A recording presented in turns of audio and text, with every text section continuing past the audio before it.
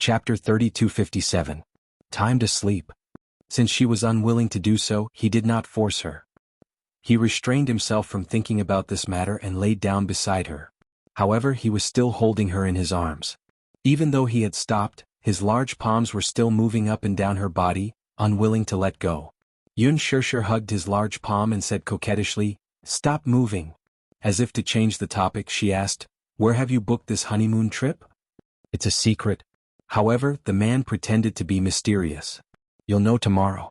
"What?" Yun Shirshir's curiosity was overflowing. Her anticipation for the honeymoon trip was no less than her anticipation for the wedding. Now that the wedding was over, she had been racking her brains to guess where the honeymoon trip would be. The Maldives? However, since she had already been there the last time, there was no point in going again. Italy? The Czech Republic? This didn't seem to be this man's usual style. The more he didn't tell her, the more curious she became. As a result, all the sleepiness in her body disappeared in an instant. She hugged his arm and asked coquettishly, "Tell me, where are we going on our honeymoon trip? At least give me something to look forward to." "If I don't tell you, you won't look forward to it?" he asked back. She choked and shook her head. "No, little fool." The man smiled. His large palm stroked her hair gently and said, "Be good, don't think too much. Wait until tomorrow and you will naturally know." Yun Shirshir pouted unhappily. Clearly, she couldn't stop her imagination from running wild. She suddenly asked again, "How many days will you be gone? Can you at least tell me?" "You can stay for as long as you want." Yun Shirshir was puzzled. "What about you?" "Of course I'll be with you." "Something's wrong. You're actually willing to leave Yueyao behind. When the time comes, don't expect your daughter to cry when you're in a foreign country." Mu Yaja frowned. "I won't." Crying? How could he possibly cry? However, he was a little reluctant to leave Yueyao behind on their honeymoon, but it was a little unrealistic to bring his daughter along. He took the honeymoon trip very seriously. After all, there was rarely any private space between them. From the very beginning, Yu and Xiao Yichen were sandwiched between them. It wasn't that he found them annoying, but there were times when he didn't even have the chance to enjoy their time together. Therefore, he wanted to take advantage of this honeymoon trip to enjoy the world of the two of them. Yun Shirshir buried her face in his chest and asked quietly, "If I go for a month, what about the company?" She raised her head and looked at him. "The company is so busy now. If you don't come back for a month, the board of directors will be in chaos, right? Don't worry about them." Mu Yaja continued, "I've already taken care of the company's affairs in advance. When I'm not around, Jiang Shen and Jinyu will take care of it. As for you, be good and come with me on our honeymoon trip. Don't worry so much." Yun Shirshir muttered, "I'm just afraid that the board of directors will talk about me behind your back and confuse you. As a CEO who loves his job, you won't care about the company and only care about me every day. Why aren't you?" Chapter 3258. You. Yun Shirshir chuckled and glared at him. Suddenly, she smiled coquettishly and hugged his waist, leaning on his chest. "That's great. It's rare to be able to enjoy some alone time with no worries and no need to worry about being disturbed by others." "That's great." Mu Yaja smiled and pinched her nose affectionately. "I promised you that I'll give you the best." She smiled sweetly and rested her head on his arm domineeringly, falling asleep quietly. The next morning, a certain man woke her up in a special way. He coaxed her to get out of bed, washed up, and set off with her. Their luggage was packed early in the morning, and the plane was a private jet. The weather was perfect. When they set off, the sky was clear and boundless. Sitting in the plane looking out the window, the sky was clear and blue through the snow-white clouds. It was only when the plane landed at the airport and arrived at the destination that she found out where the first stop of her honeymoon trip was. She transferred to a helicopter until a beautiful pink beach came into view. She was shocked and subconsciously blurted out, "Hubble Island? You know about it?" "Of course." Yun Shirshir was thrilled. She hugged his arm and said in surprise, "How did you know that I've always dreamed of coming here for a vacation?" Hubble Island was the most famous resort. On the island there was a beach that was 3 miles long. The water was clear and the sand was soft. Along the beach, there were 25 colorful villas that formed a luxurious resort. The villas were a combination of Minoko, Balinese, and many other styles. It was also the best diving resort. Pink was the most romantic color for young girls. However, it was often difficult to associate pink with the beach. However, in the Bahamas, like a paradise, there was a beautiful pink beach hidden away. The Bahamas was made up of more than 700 coral islands. Therefore, the surface of the islands was covered with a layer of coral powder and mud. Looking from afar, it was a sea of pink and bright colors, especially at dusk. Against the backdrop of the beach, the sunset scenery was like a dream, like a paradise on earth. It was so beautiful that it was suffocating. When they arrived, it was almost dusk. Looking from afar, the beach, the sea, and the sky seemed to gradually change color from pink to blue and from blue to pink. The beach reflected the sea and the sea reflected the sky. For a moment, it was impossible to tell where the end was and where the horizon was. Looking down from the helicopter, one could see the shallow seawater with waves constantly sweeping onto the beach. Even the seawater seemed to be dyed pink. It was especially beautiful and dazzling. Wuxia had the entire island under his control, so he didn't have to worry about being disturbed by anyone. Now this place belonged to them. I'm starting to regret it. Yun Shirshir muttered, why didn't we think of this when we took our wedding photos? If you want to film it, you can film it now. Even if she doesn't wear a wedding dress, she will still be very beautiful. Yun Shirshir smiled. Yes, that's good too. It'll be a souvenir. But did you bring a photographer? Of course I did. Wuxia smiled mysteriously. Even if it's a honeymoon, we have to make memories. This man was so considerate. He even brought a photographer with him. She was touched by his thoughtfulness. She hugged him and looked at the sea until the land slowly approached. That breathtaking beauty was also getting closer. Chapter 32:59. When they landed on the island, Wuxia held Yun Shirshir's hand as they got off the helicopter. The local crew had been waiting for them at the helipad for a long time. He quickly came up to them leading a white horse. Wuxia walked up and exchanged a few words with him. Suddenly, he turned around and asked, Madam, shall we go to the beach to enjoy the sea breeze? No. Yeah. There's still some time before dinner. Why don't we go to the beach to enjoy the scenery? Haven't you always wanted to see the pink beach? Wuxia looked at the sky again. The scenery is the best now. It won't be too hot. Sure. Yun Shirshir took another look at the white horse and asked curiously, do you want to ride a horse? Yeah. Yun Shirshir was a little nervous. She immediately said, I've never learned how to ride a horse. Won't I fall? I will. He had learned how to ride a horse since he was young. Although he wasn't proficient in it, he was very familiar with riding a horse. The crew walked up and wanted to help her onto the horse, but Wuxia stopped him. How could this petty man bear to see his lovely wife being touched by other people? Even if he had to help her onto the horse, he had to do it himself. Yun Shirshir couldn't do anything about him. She looked at the local crew who was smiling uneasily and returned a smile. When Wuxia saw this, he was slightly displeased. In the future, you're not allowed to smile at other men. For a moment, she didn't know whether to laugh or cry. Hubby, do you have to do this? Of course. He didn't allow her to explain. He walked over and helped her onto the horse. When she was seated properly, he held the saddle and got onto the horse. He sat behind her and hugged her in his arms. Yun Shirshir's heart skipped a beat. She couldn't help but recall that when she was filming Lethal Beauty, there were also scenes where she had to ride a horse. But most of the actors these days were noble. Even if she volunteered to learn how to ride a horse, it was easy for her to fall down. So, the film crew didn't dare to neglect her. As a result, most of the scenes were shot while the horse was still. What was still fresh in people's minds was a scene in which she rode a horse and rushed to the imperial city at lightning speed. She held the reins in one hand and the whip in the other as she galloped all the way. But in reality, during the filming, the horse was stationary. Her body was moving up and down, pretending to be at the very least. As for the scenery along the way, it was all done with post-production special effects with a green screen around her. She was still a little worried that it would seem a little out of place, but the post-production special effects were quite impressive. The feeling it created was exactly the same as riding a horse in real life. However, even though he had ridden a horse, the horse did not move. When he first sat on it, he felt that the saddle was a little hard. Wuxia held the reins, his slender legs clamped down on the horse's belly, and the white horse began to move slowly. The horse had undergone proper training and Wuxia knew how to command it. Hence, the horse was very obedient under his control. It's so obedient, so obedient. Yun Shirshir was a little surprised. So this was what riding a horse really looked like. For a moment, she was eager to give it a try. Is it very difficult to learn how to ride a horse? It's not difficult. Then I want to learn too.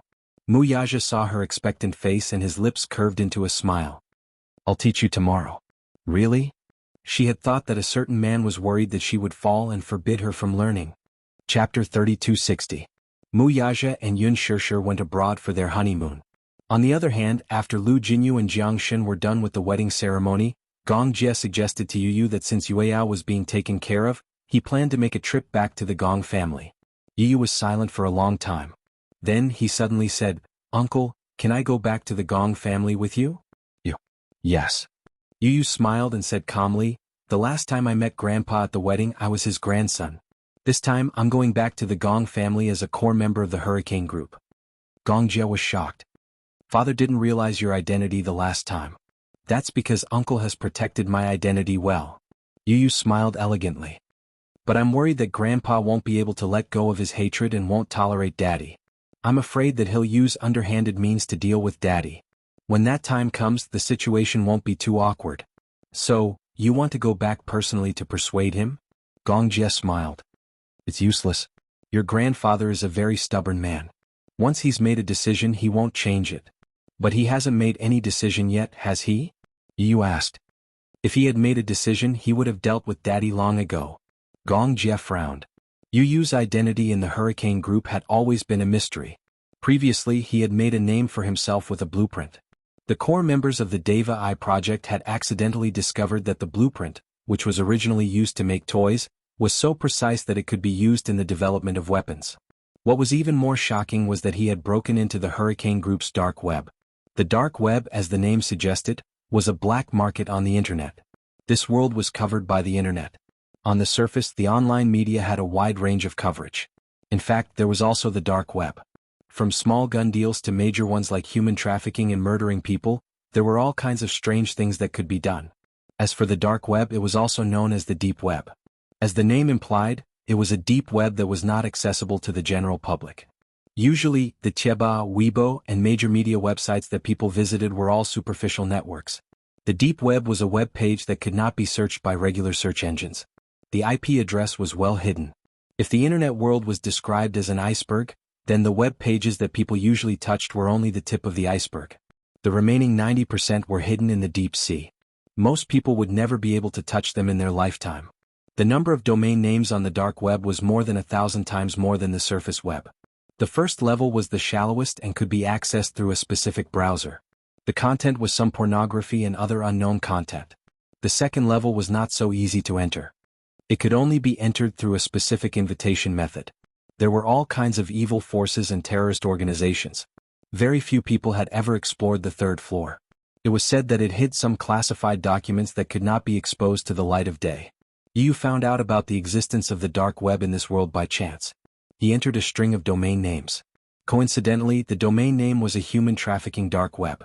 On the web, there were pictures of different races and the price of different organs. Chapter 3261. Yu Yu had never thought that there was such a dark side to the world. It was filled with so many heinous transactions. Hence, he used his technology to hack into other dark websites. Only then did he realize that such dark websites were numerous.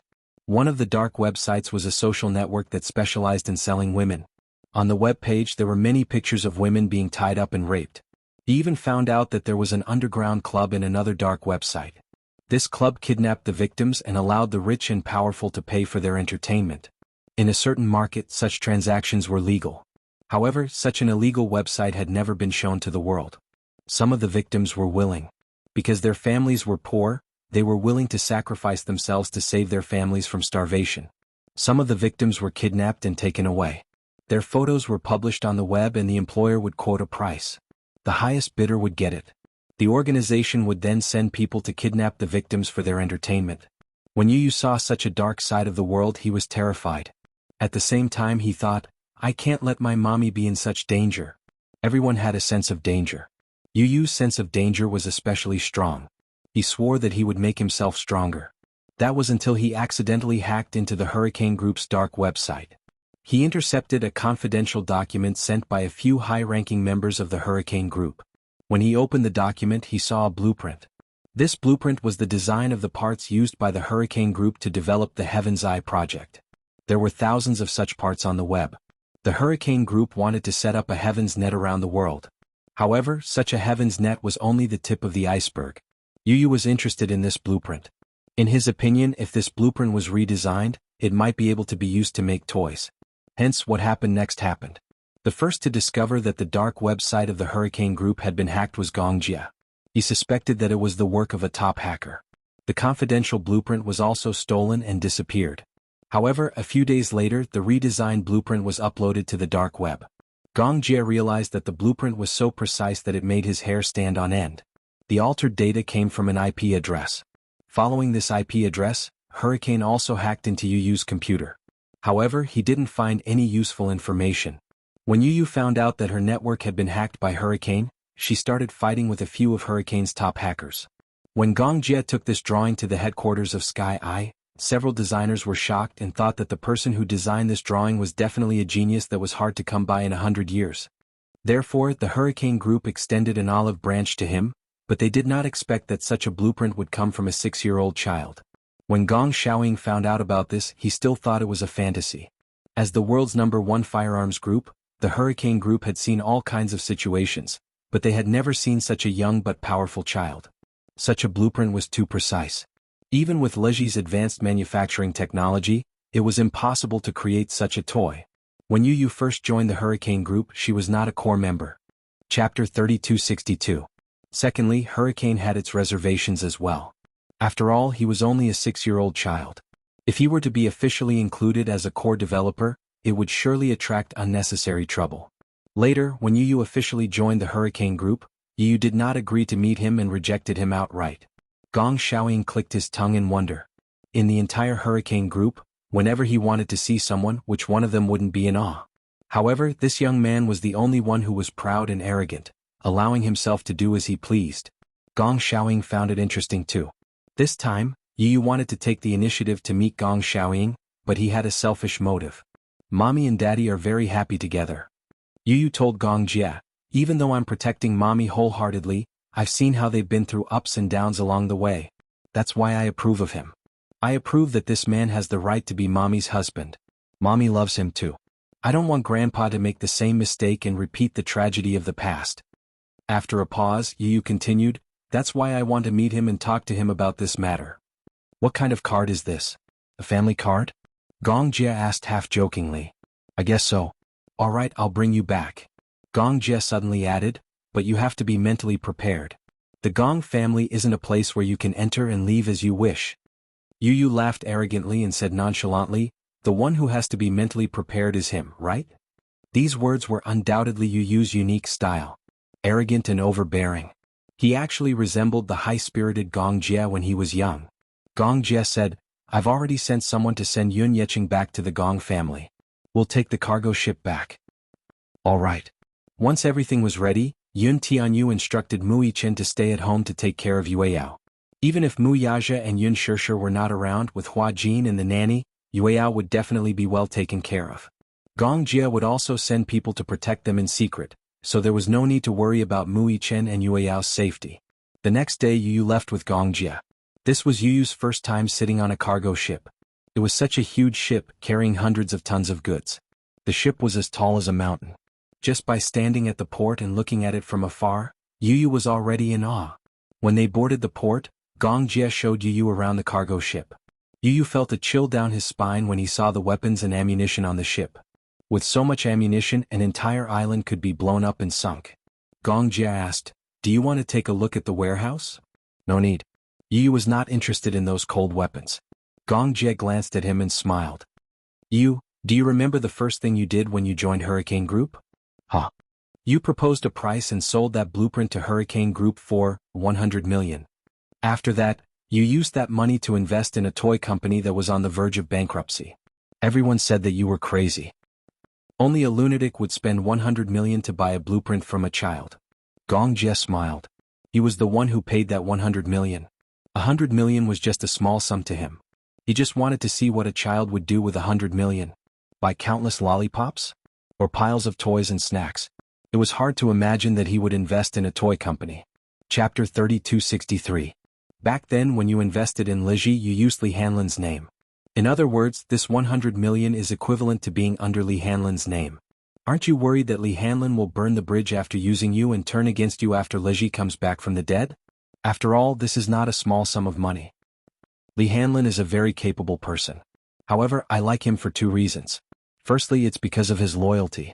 Secondly, it's because I believe that if he turns his back on me, Leji will be a pile of ruins in his hands. Gong Jie seemed to be picking on him. Firstly, how can you be so sure that he's loyal to you and has no other intentions? Secondly, how can you be so sure that without you, Leji will be a pile of ruins? Yu Yu replied patiently, firstly, I've interacted with him a few times and I believe in my own judgment of people. In fact, I'm not wrong about him. Secondly, Leji was originally a pile of ruins with a lack of cash flow. Maybe with this 100 million renminbi, it can recover, but it can't solve the root of the problem. Leji's business philosophy is problematic and their product development is not enough.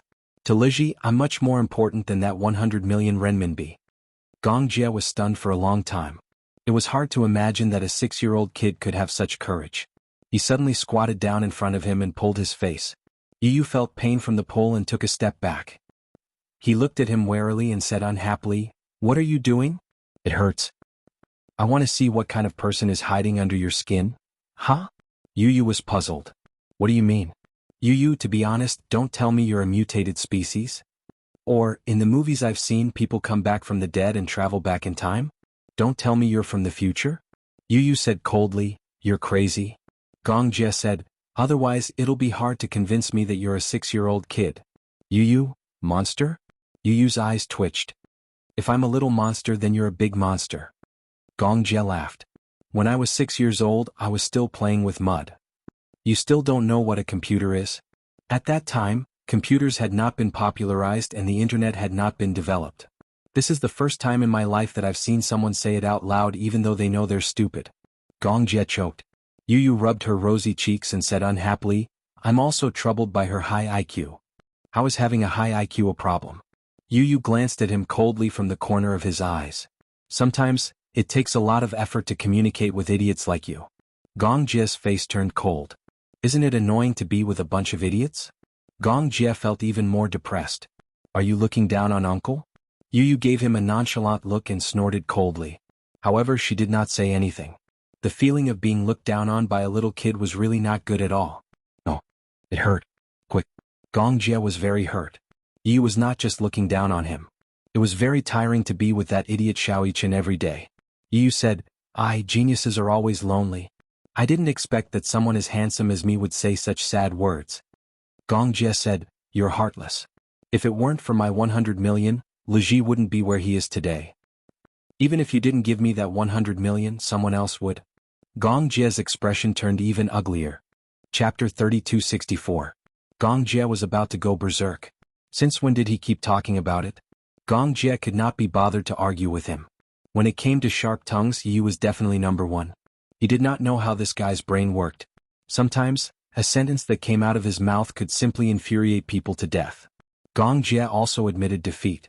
"Let's not talk about this anymore." Gong Jie laughed. "Do you need me to take you on a tour of the cargo ship?" Yu nodded happily. The cargo ship was very big. How big was it? It had a cargo capacity of 15,000 TEU. There were a few hundred warehouses in total. Among them, there were more than 10 warehouses with large reserves that were specially used to carry large parts and goods. For example, the parts of fighter jets or some important heavy industry parts. Hurricane Group was involved in a wide range of products, from guns and ammunition to fighter jets. Their manufacturing technology was the best in the world. However, due to the special nature of fighter jets, they were usually used for cargo ships compared to planes and trains. Fighter jets were very big. When they were transported, they would often dismantle the plane into parts and transport them together. Just one wing of the plane would take up a large warehouse. Therefore, this cargo ship's large warehouse was used to transport fighter jet parts. Usually it could transport 10 fighter jets. Yu looked down one after another and was quite surprised.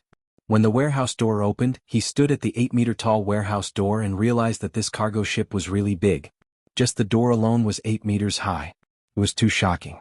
So the J-1-2 fighter jet is this big? What else could it be? Gong Jie leaned against the door with a deep smile. Some of the parts of this fighter jet were designed by you. He walked in front of him and said in a deep voice, "This fighter jet is worth 300 million US dollars. Actual combat has proven that the J-1-2 is more suitable for the North African battlefield than the American Eagle. According to my calculations, the cost of this fighter jet is only about 10 million. Compared to the selling price of the Hurricane, it is definitely cheap. Military munitions are really profitable.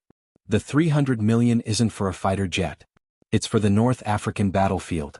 It's for the government's biggest bargaining chip to keep the armed forces in check. 300 million may be expensive, but they're very nimble with it. Moreover, they even reluctantly gave up the mining rights to the hurricanes. How despicable. Gong Jie disagreed. Despicable? How am I despicable? You think I don't know? North Africa is in political turmoil. The reason why the anti-Zhengfu armed groups have the ability to contend against the Zhengfu is because Hurricane sold them a batch of high-power munitions. A rocket directly blew up the parliament building. Otherwise, the government wouldn't be so anxious to buy this fighter jet. In that case, it seemed a little complicated. But it was actually very simple. The war in North Africa started when the Gong Jie sold a batch of firearms to the anti-Zhengfu army. When the war started, the government was caught off guard, and the parliament building was directly bombed into ruins. Therefore, in order to keep the situation in check, the government had no choice but to import a large number of weapons from the Hurricane Group. The Hurricane Group was the world's largest profiteer group. All businessmen were profiteers. This saying wasn't without reason. Gong Xiaoying was a businessman. Naturally, he wouldn't do a business that was at a loss. Although the Hurricane Group didn't start the war, it escalated the war. Chapter 3265. In other words, the reason why the Hurricane Group was feared was because the Hurricane Group had the biggest say in the war. Gong Jie looked at Yu Yu with deep eyes and smiled. Yu Yu, I'm more and more impressed with you. Same to you. Gong Jie suddenly changed the topic. However, when it comes to ambition, you're more ruthless than me. So far, your air control theory is the craziest plan I've ever seen. The original intention of my Sky Eye plan is to maintain world peace. How do you know that once the Sky Eye plan is developed, world peace will really be achieved? Gong Jie paused for a moment before continuing. In this world, there's no limit to one's ambition. The history of war is as long as the history of mankind. The ambition of man is endless. In ancient times, wars were for power. Now it's for resources. The reason why Africa and the Middle East are in constant war is because of rich mineral resources, oil and natural gas. The ambition of man is indeed endless. Even if the earth is destroyed, the sky will still be there. Yu crossed his arms and smiled. The rivers will dry up and the land will dry up, but there will never be a day when the vast sky will be destroyed. Once you have control of the sky, you will truly control the world. Whoever gets control of the air control theory first will have the ability to dominate the world. When that time comes, world peace will no longer be a matter of who has the final say. Gong Jie looked at him. The child in front of him was adorable. His pink cheeks were like the finest jade. It was hard to imagine that such words came from the mouth of such a child. Fortunately, such a child was his nephew. Otherwise, it was hard to imagine how terrifying it would be if such a person became an enemy. The journey on the sea was longer than the flight. The cargo ship needed to stop at Vitoman port to deliver a batch of orders and then rush to the Hurricane Group headquarters. However, it was Yu Yu's first time on a cargo ship. Therefore, he was very curious about everything on the ship. Gong Jie would also tell him about some interesting things that happened on the sea when he was escorting the firearms. Once, when we passed by the Somali Straits, we met a bunch of reckless bandits who chased after us. They hijacked our cargo ship and forcibly boarded it. Yu Yu was stunned when she heard this. These islands are really bold. How dare they kidnap the Hurricane Group? The ship didn't fly a flag that day. Generally speaking, cargo ships would hang the logo of the Hurricane Group. No matter how arrogant an island was, they wouldn't dare to act recklessly. Unfortunately, on that day the flag was blown away by the sea breeze. When the pirates saw such a large cargo ship, they had evil intentions. The Somali pirates were the most notorious in the sea. This was a group of criminals who specialized in robbing other countries' ships at sea. With the outbreak of the civil war in Somalia, pirate activities in the Gulf of Aden had become more frequent. There had been many cases of hijacking and even violent killings of sailors. Among them, the most notorious teams were the Puntland Guards and Merca. Yu Yu also knew a little about the evil deeds in Somalia. Somalia was one of the most underdeveloped countries in the world. Its industrial base was weak and its economy was weak. Coupled with the effects of war, its economy had declined even more. Chapter 3266. Some time ago, there was news that a cargo ship passing through the Gulf of Aden was hijacked by Somali pirates. The cargo on the ship was robbed, the crew was shot dead, and the captain was kidnapped. The government came forward to negotiate, but the negotiation failed because of the reward. The captain was killed. This incident became the biggest crisis in the history of the country. The citizens complained about the government's incompetence in the negotiation. What happened after that? They regretted it after they boarded the ship. Yu cursed in his heart. They must have died miserably. Those pitiful islanders boarded the cargo ship aggressively, only to be greeted by a few cannons facing them. Under Gong Jie's orders, they were blasted into ashes. The remaining islanders wanted to escape, but their small ships were sunk by Gong Jie's armed cargo ship. Sunk? Just imagining the scene was enough to make one's heart tremble. They're really ruthless. Gong Jie said innocently, they wanted to die, so I couldn't do anything about it. The next day, the cargo ship arrived at Vitoman port. The transaction time was 11 o'clock at night, and the location was at Minghai port. There was still half an hour before the appointed time. Gong Jie wanted Yu to stay, but Yu said that he wanted to go with him to see the world. Gong Jie did not object. The person who traded with Hurricane was a Russian arms dealer. His name was Damon, a middle-aged man in his 50s. He used to be in the Soviet Air Force and used to serve in the peacekeeping force. After the dissolution of the Soviet Union, he started his business by privately selling armors. His background was not big, but it was not small either. He mainly focused on the East Asian arms market and had a large sales network in the East Asian arms industry. He could be considered a small tycoon. He had dealings with Hurricane for many years. He was also a regular customer of Hurricane in the past few decades. Their friendship was considered deep. Yu had heard about this man from Gong Jie on the boat. He was a cunning man with a greedy nature, which was a characteristic of businessmen. Other than that, he was not dangerous. In his eyes, military merchants were no different from ordinary merchants. They both did business and made money by selling goods. There was no difference. It was just that the goods sold by military merchants were more dangerous. Yu asked, "Uncle, what's the deal this time?" Gong Jie replied, "The goods included 300 grenades, 5,000 rifles, 10,000 pistols, and 100,000 rifle bullets. The transaction fee was 8 million renminbi." As he spoke, he took out a few documents and contracts from his briefcase. "Everything has been settled with Demon. We'll hand over the money and receive the goods." Yu nodded and didn't say anything else. He wanted to end the deal early so that he could go back to sleep. He was sleepy now. A line of black cars and 2 large trucks slowly drove into the port. When Demon arrived at the port with a group of men, he could see the extremely eye-catching huge cargo ship from afar through the window. He could see the group of people standing in front of the port at a glance. Late at night it was cold. Now the port was shrouded in moonlight and looked particularly bleak. Chapter 3267. The man was of medium build. Although he was in his 50s, his facial features were very handsome. He had a black beard, and age had not left too many traces on his face. His every movement had the unique gentlemanly demeanor of a Russian and the valiant bearing of a Jun. Gong Jie put on a black hat and pushed open the car door. When he walked in front of him with Yu in his arms, a strange look flashed across Demon's face. He sized up the little munchkin in confusion and looked a little wary. However, out of courtesy, he still reached out his hand in a friendly manner. The two of them shook hands politely. "Mr. Demon, the goods are ready. You can check them at any time." Demon nodded and his expression softened. However, a sly look flashed across his eyes and disappeared in a flash. "Are all the goods I want on the ship?" "Of course."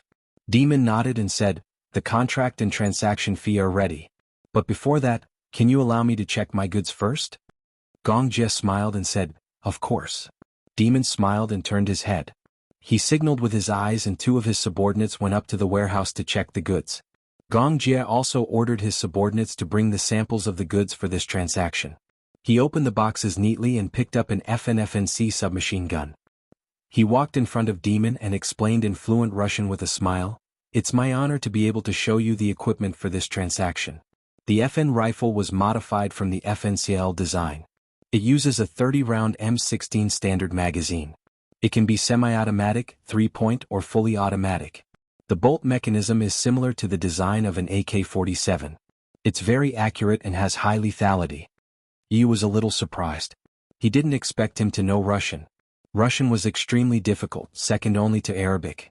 What he didn't know was that among the 5 languages that Gong Jie knew, Arabic and Russian were the most proficient. Demon calmly took the rifle with both hands. This fellow was really heavy.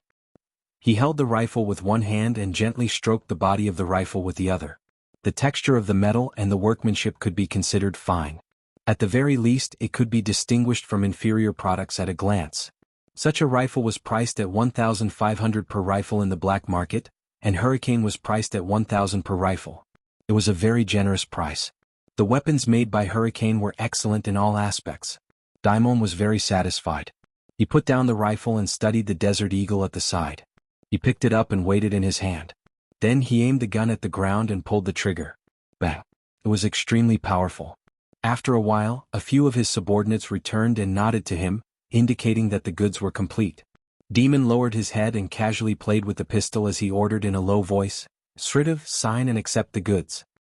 His subordinate nodded, took out 2 contracts from his briefcase and signed them with Gong Jie. Gong Jie sent someone to open the 2 small suitcases which were full of US dollars.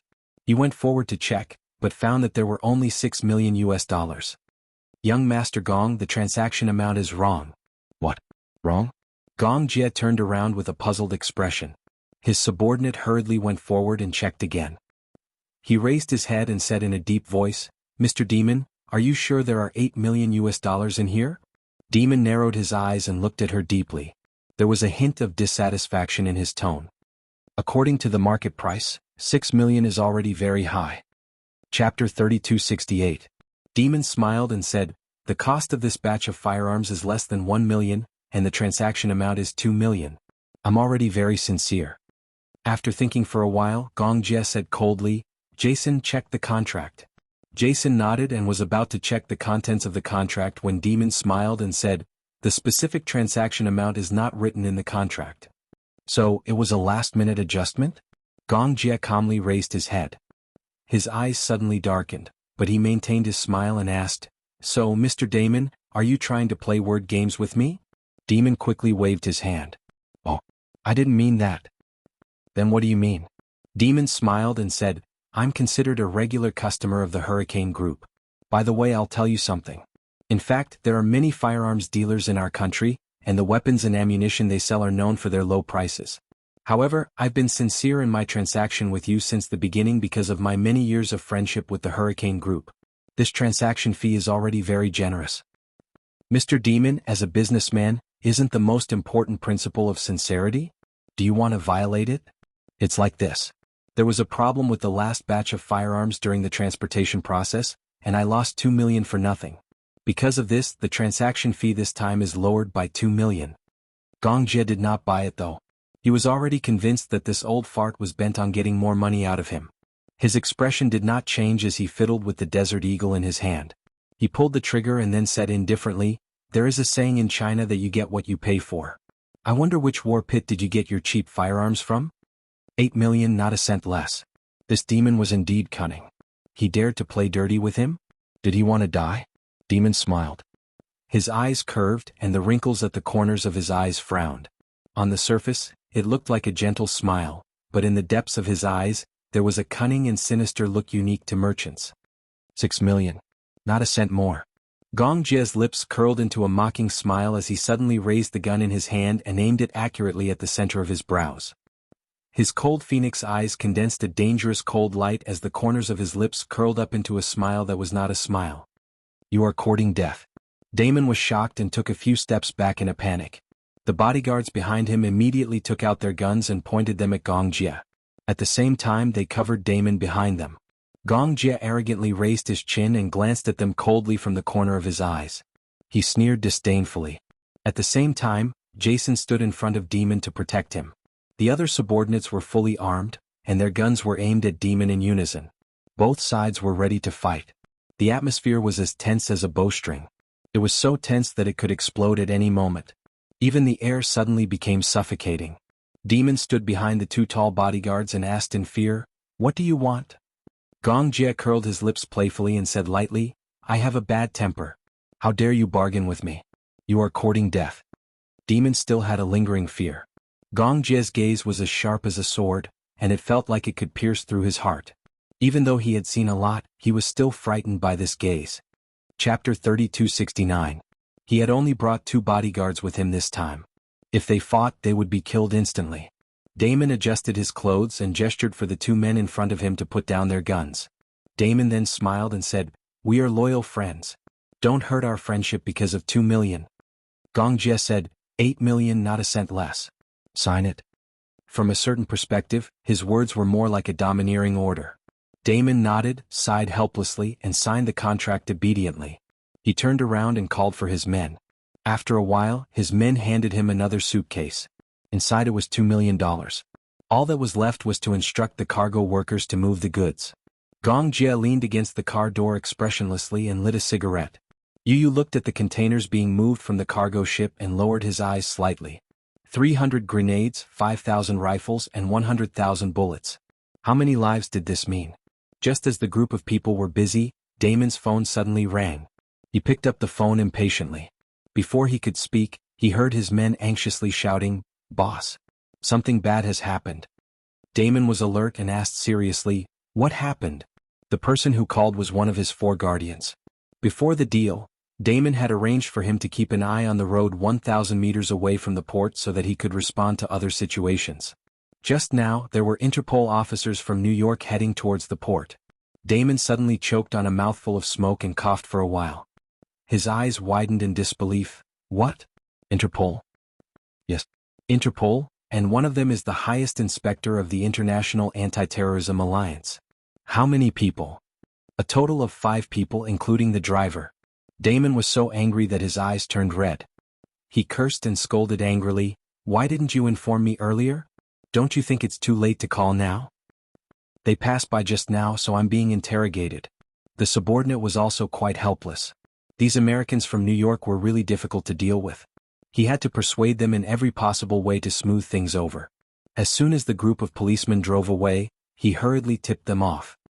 "In other words, they are rushing to the port?" The man replied nervously, "Yes. I heard from one of the officers that they were chasing a suspicious cargo ship that was smuggling illegally." Damon hung up in a daze. Gong Jie heard the entire conversation between the two of them. His eyes were cold and gloomy. He glanced at Daimon, who was standing not far away with a calm expression. His face instantly darkened. "Interpol?" Damon nodded his head in a panic. If it was just a local police station, then there was really no need to worry, but if it alarmed Interpol, then the consequences would be much more serious. Illegally smuggling firearms across borders was a very serious crime. If the crime was light, the offender would be sentenced to more than 10 years in prison. If the crime was serious, the offender would be directly fed bullets. Illegally smuggling tens of thousands of bullets and more than 100 guns was considered a big deal.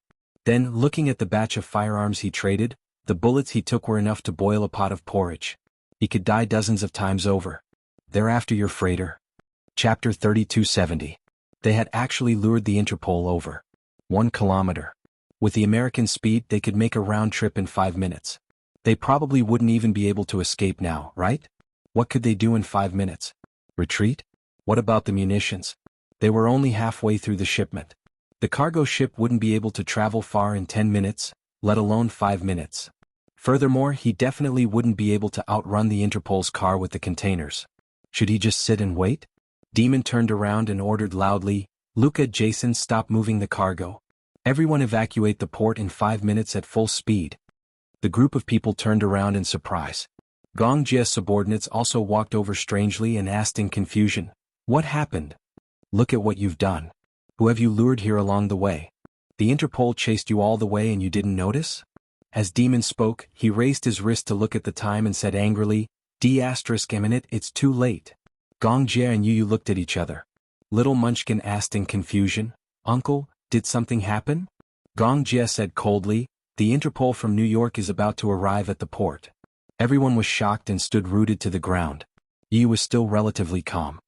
"If we leave, what about the cargo?" The Hurricane Group was powerful, but Gong Jie was also a frequent guest on the FBI and Interpol's wanted list. Even if Gong Jie was brought back to the headquarters by the Interpol for tea, he was confident that he could escape. However, this trip wasted a lot of time. If he was handed over to the Nuremberg military court, it would be troublesome. Gong Jie's subordinates were also surprised. How would they know that the cargo ship had been targeted by the Interpol since it left Elizabethport? Damon asked anxiously, "Mr. Gong, what should we do? Why would the Interpol?" "Shut up!" Gong Jie shouted coldly. He rubbed his chin thoughtfully and raised his eyebrows, trying to find a way out. It was too late to evacuate now. There was only one road from the port to the road, and the cargo ship couldn't leave the port for a while. He suddenly thought of something. He snatched the satellite phone from his subordinate and dialed a number. The call was quickly connected and Gong Jie said in a deep voice, "Mummin, I have some trouble here." He walked to the side and seemed to be negotiating with the person on the phone. At this moment, a silver car was speeding towards them. In the darkness of the night, the bright white searchlights were extremely dazzling. Demon frowned and narrowed his eyes. Without turning his head, he said, "Sridhar, open the trunk and get the weapon." His subordinates looked at each other in confusion. Seeing that they were not moving, Demon scolded angrily, "What are you waiting for? Boss, what are you planning to do? What are you doing?" As Demon spoke, he pulled out the pistol at his waist and swiftly loaded it. He turned around and said expressionlessly, "Of course we're going to kill our way out. Don't tell me I'm just going to sit here and wait to be brought back to the police headquarters for tea?" Chapter 3271. Needless to say, this method was both crude and simple. Seeing that Yu was still standing there in a daze, Demon pushed him impatiently. "Don't get in the way. Go back to the ship."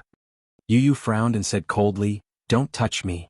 The silver car stopped steadily, and a few tall European men got out of the car and walked towards the direction where they were gathered. Demon turned around and tried to calm down. He took out his phone and made a call. "Arrange a sentry immediately and watch that road. Don't let anyone pass. Also, check if there are any cameras in this port for me. Cut off the signal source. F***CK. Sridhar pulled his sleeve in a daze. "Boss?" Demon was not in the mood to pay attention to him. He continued to order through the phone. "Watch the cars coming and going too. If there are any suspicious people, get rid of them immediately." "Boss, it's her?" Demon had no choice but to turn his head and glare at them. He said angrily, "What are you doing?" Sridhar pointed to the front. Demon looked in the direction he was pointing at and narrowed his eyes. Just as he was wondering why they were making such a fuss, his eyes widened and his expression changed drastically when he saw the silver-haired woman. The mobile phone in his hand suddenly fell to the ground. "Oh my God, it's her?"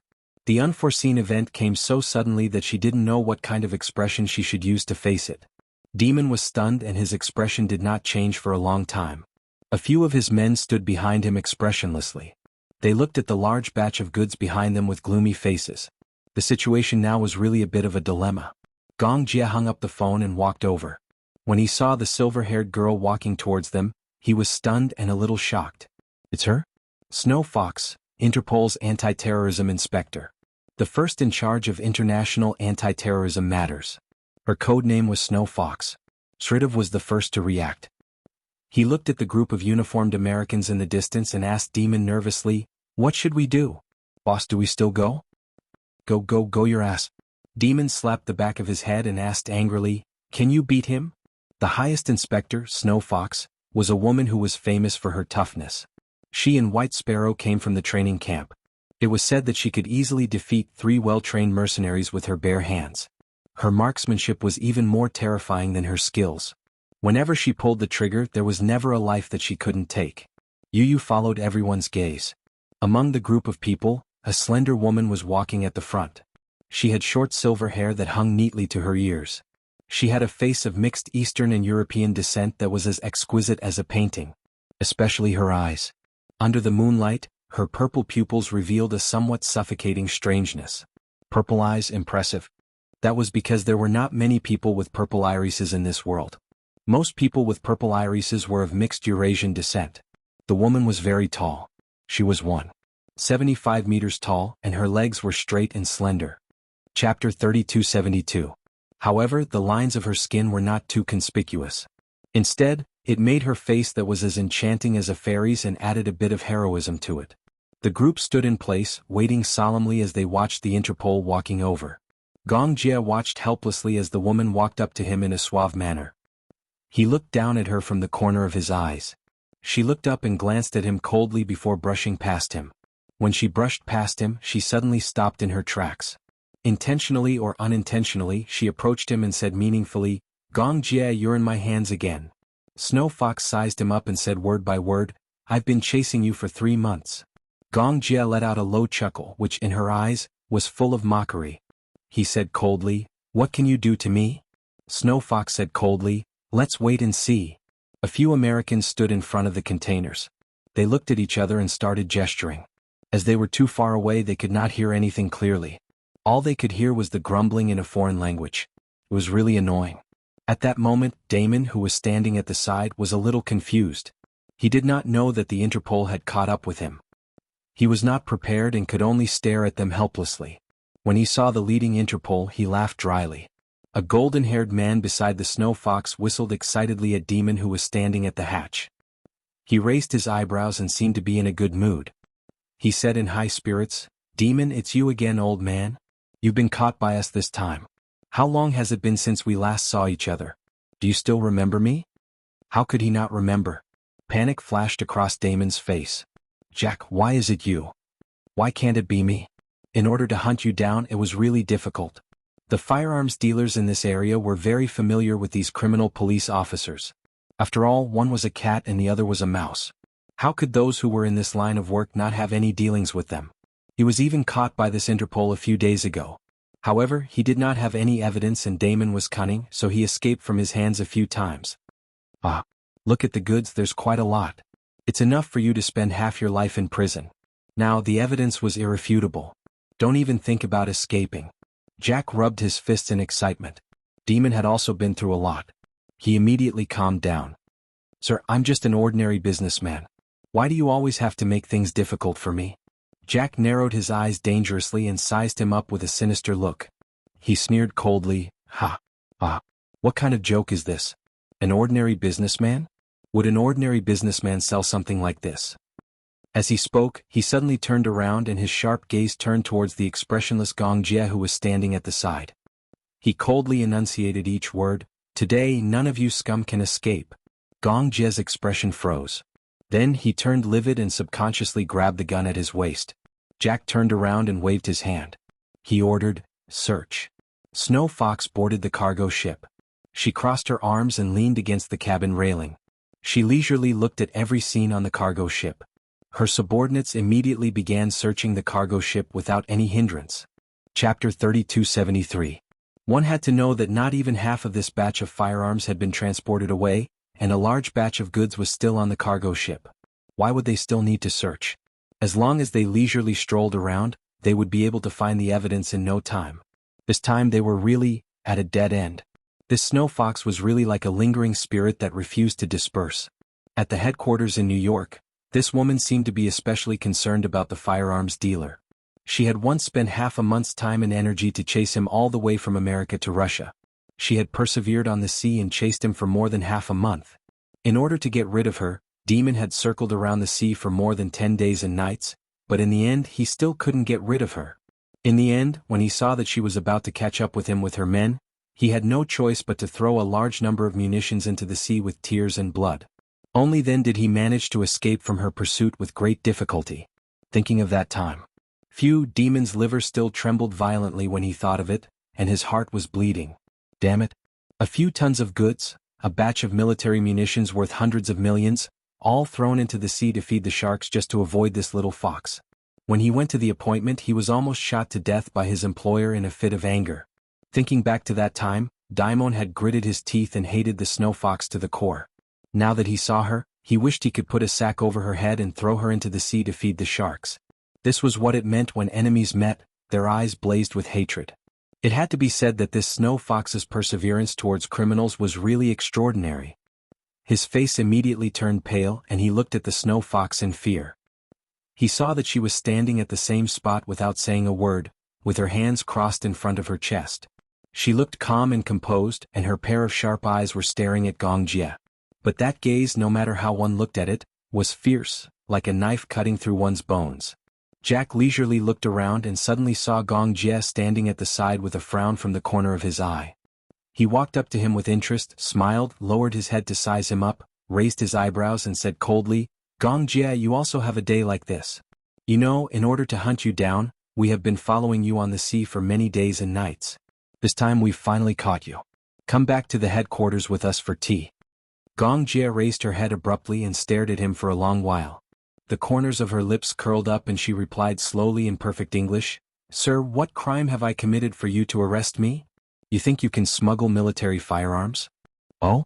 Then you'll have to show evidence." Jack's smile froze at the corner of his mouth. He stared at Gong Jie for a long time, then suddenly gritted his teeth and said, "You really won't shed a tear until you see the coffin." You too. You won't give up until you see the end.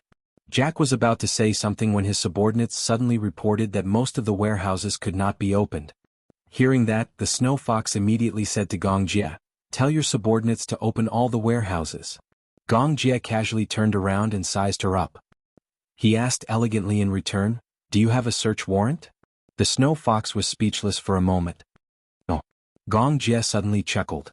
"No, and you dare to search my ship?" Gong Jie retorted, "Who gave you the authority?" Chapter 3274. Snow Fox's expression was also slightly distorted. Jack immediately stopped smiling and said in a low voice, "I suspect that you have something to do with this huge cross-border smuggling of firearms, so—" Gong Jie coldly interrupted him, "Don't be suspicious, the entire cargo ship is filled with toys." "Toys?" Jack was so angry that he laughed. "Toys? You're lying through your teeth?" Snow Fox's face immediately turned pale. "Gong Jie, you don't have to struggle anymore? Open the warehouse. Without a search warrant, I have the right to refuse." Snow Fox clenched his fists, his expression cold. Just then a few young police officers walked over, looked at each other and reported the situation. Actually, it was not much. Just as Snow Fox expected, before the 3 police officers got close to the warehouse, they saw dozens of ammunition scattered on the deck. Then they followed the road and saw a warehouse with an open door, which was filled with firearms and ammunition. Just the warehouse that had not been emptied was enough to convict Gong Jie of the crime, not to mention the 3 warehouses next to it. Even without a search warrant, there was no way to open the other warehouses. Just the evidence alone was enough to convict him and arrest him. A few police officers turned around and dragged a large box of goods to him. Jack looked at the huge amount of criminal evidence with satisfaction before turning to look at Gong Jie smugly and laughing. "Gong Jie, you're the best man in the world. This is a great gift. I can't wait to go back to the headquarters and treat you to a drink." All these years, in order to catch Gong Jie, the people of Interpol came one after another, but none of them were able to invite Gong Jie back to the headquarters for a drink. Gong Jie's value on the wanted list was close to $1 billion USD. Unlike Snow Fox, Jack's purpose of catching Gong Jie was for this amazing reward. If he could bring him to justice, he would not have to worry about food and clothing for the rest of his life. Gong Jie stood by the side expressionlessly, with a scornful smile on his lips. Yu looked at Gong Jie's expression and knew that he was confident that he could escape unscathed. Jack turned around and faced the man with his arms outstretched. He let out a hearty laugh and asked in a refreshed manner, "Aren't these enough to be considered evidence?" The corners of Gong Jie's lips curled up as he lazily got up and slowly walked over to her. The other police officers were very excited. It was not only because of this batch of firearms or the joy of successfully hunting down an international criminal, but also because they were finally about to capture Gong Jie, the legendary crown prince of Hurricane Group, who was on the wanted list. This meant that they had made a great contribution. This is Gong Jie we're talking about. This young man was one of the top 3 most wanted men on the wanted list. He was a military businessman who had occupied the top 3 positions for several years. This kind of result made them all overjoyed. So many years of hard work had not gone to waste. The faces of these righteous police officers flashed with the glow of victory. Gong Jie's eyes revealed a mysterious look. He walked to Jack's side, lowered his head, and glanced at the box of firearms and ammunition. Chapter 3275. Gong Jie smiled and casually picked up a Desert Eagle from the box. He weighed it in his hand and played with it a few times. With a smile on his face, he cast a sidelong glance at a certain person who had been silent all this while. He then turned his face away and said nonchalantly, "These are just toys. Are you sure you want to arrest me for a batch of legal toys?" When he said that casually, everyone in the cabin went dead silent. Other than Yu, everyone else froze and their faces were expressionless. Now it was Jack's turn to turn green. Toys. These real guns were described by him as lifelike toys? What kind of international joke was this? Everyone was petrified. Snow Fox sneered, "Gong Jie, these are not toys. You don't have to waste everyone's time." Her subordinate respectfully wiped the pistol for her and handed it to her. His eyes were very sincere as he said, "Officer, these are definitely not toys. These are definitely real guns and live bullets. Sir, please give the order to arrest him immediately."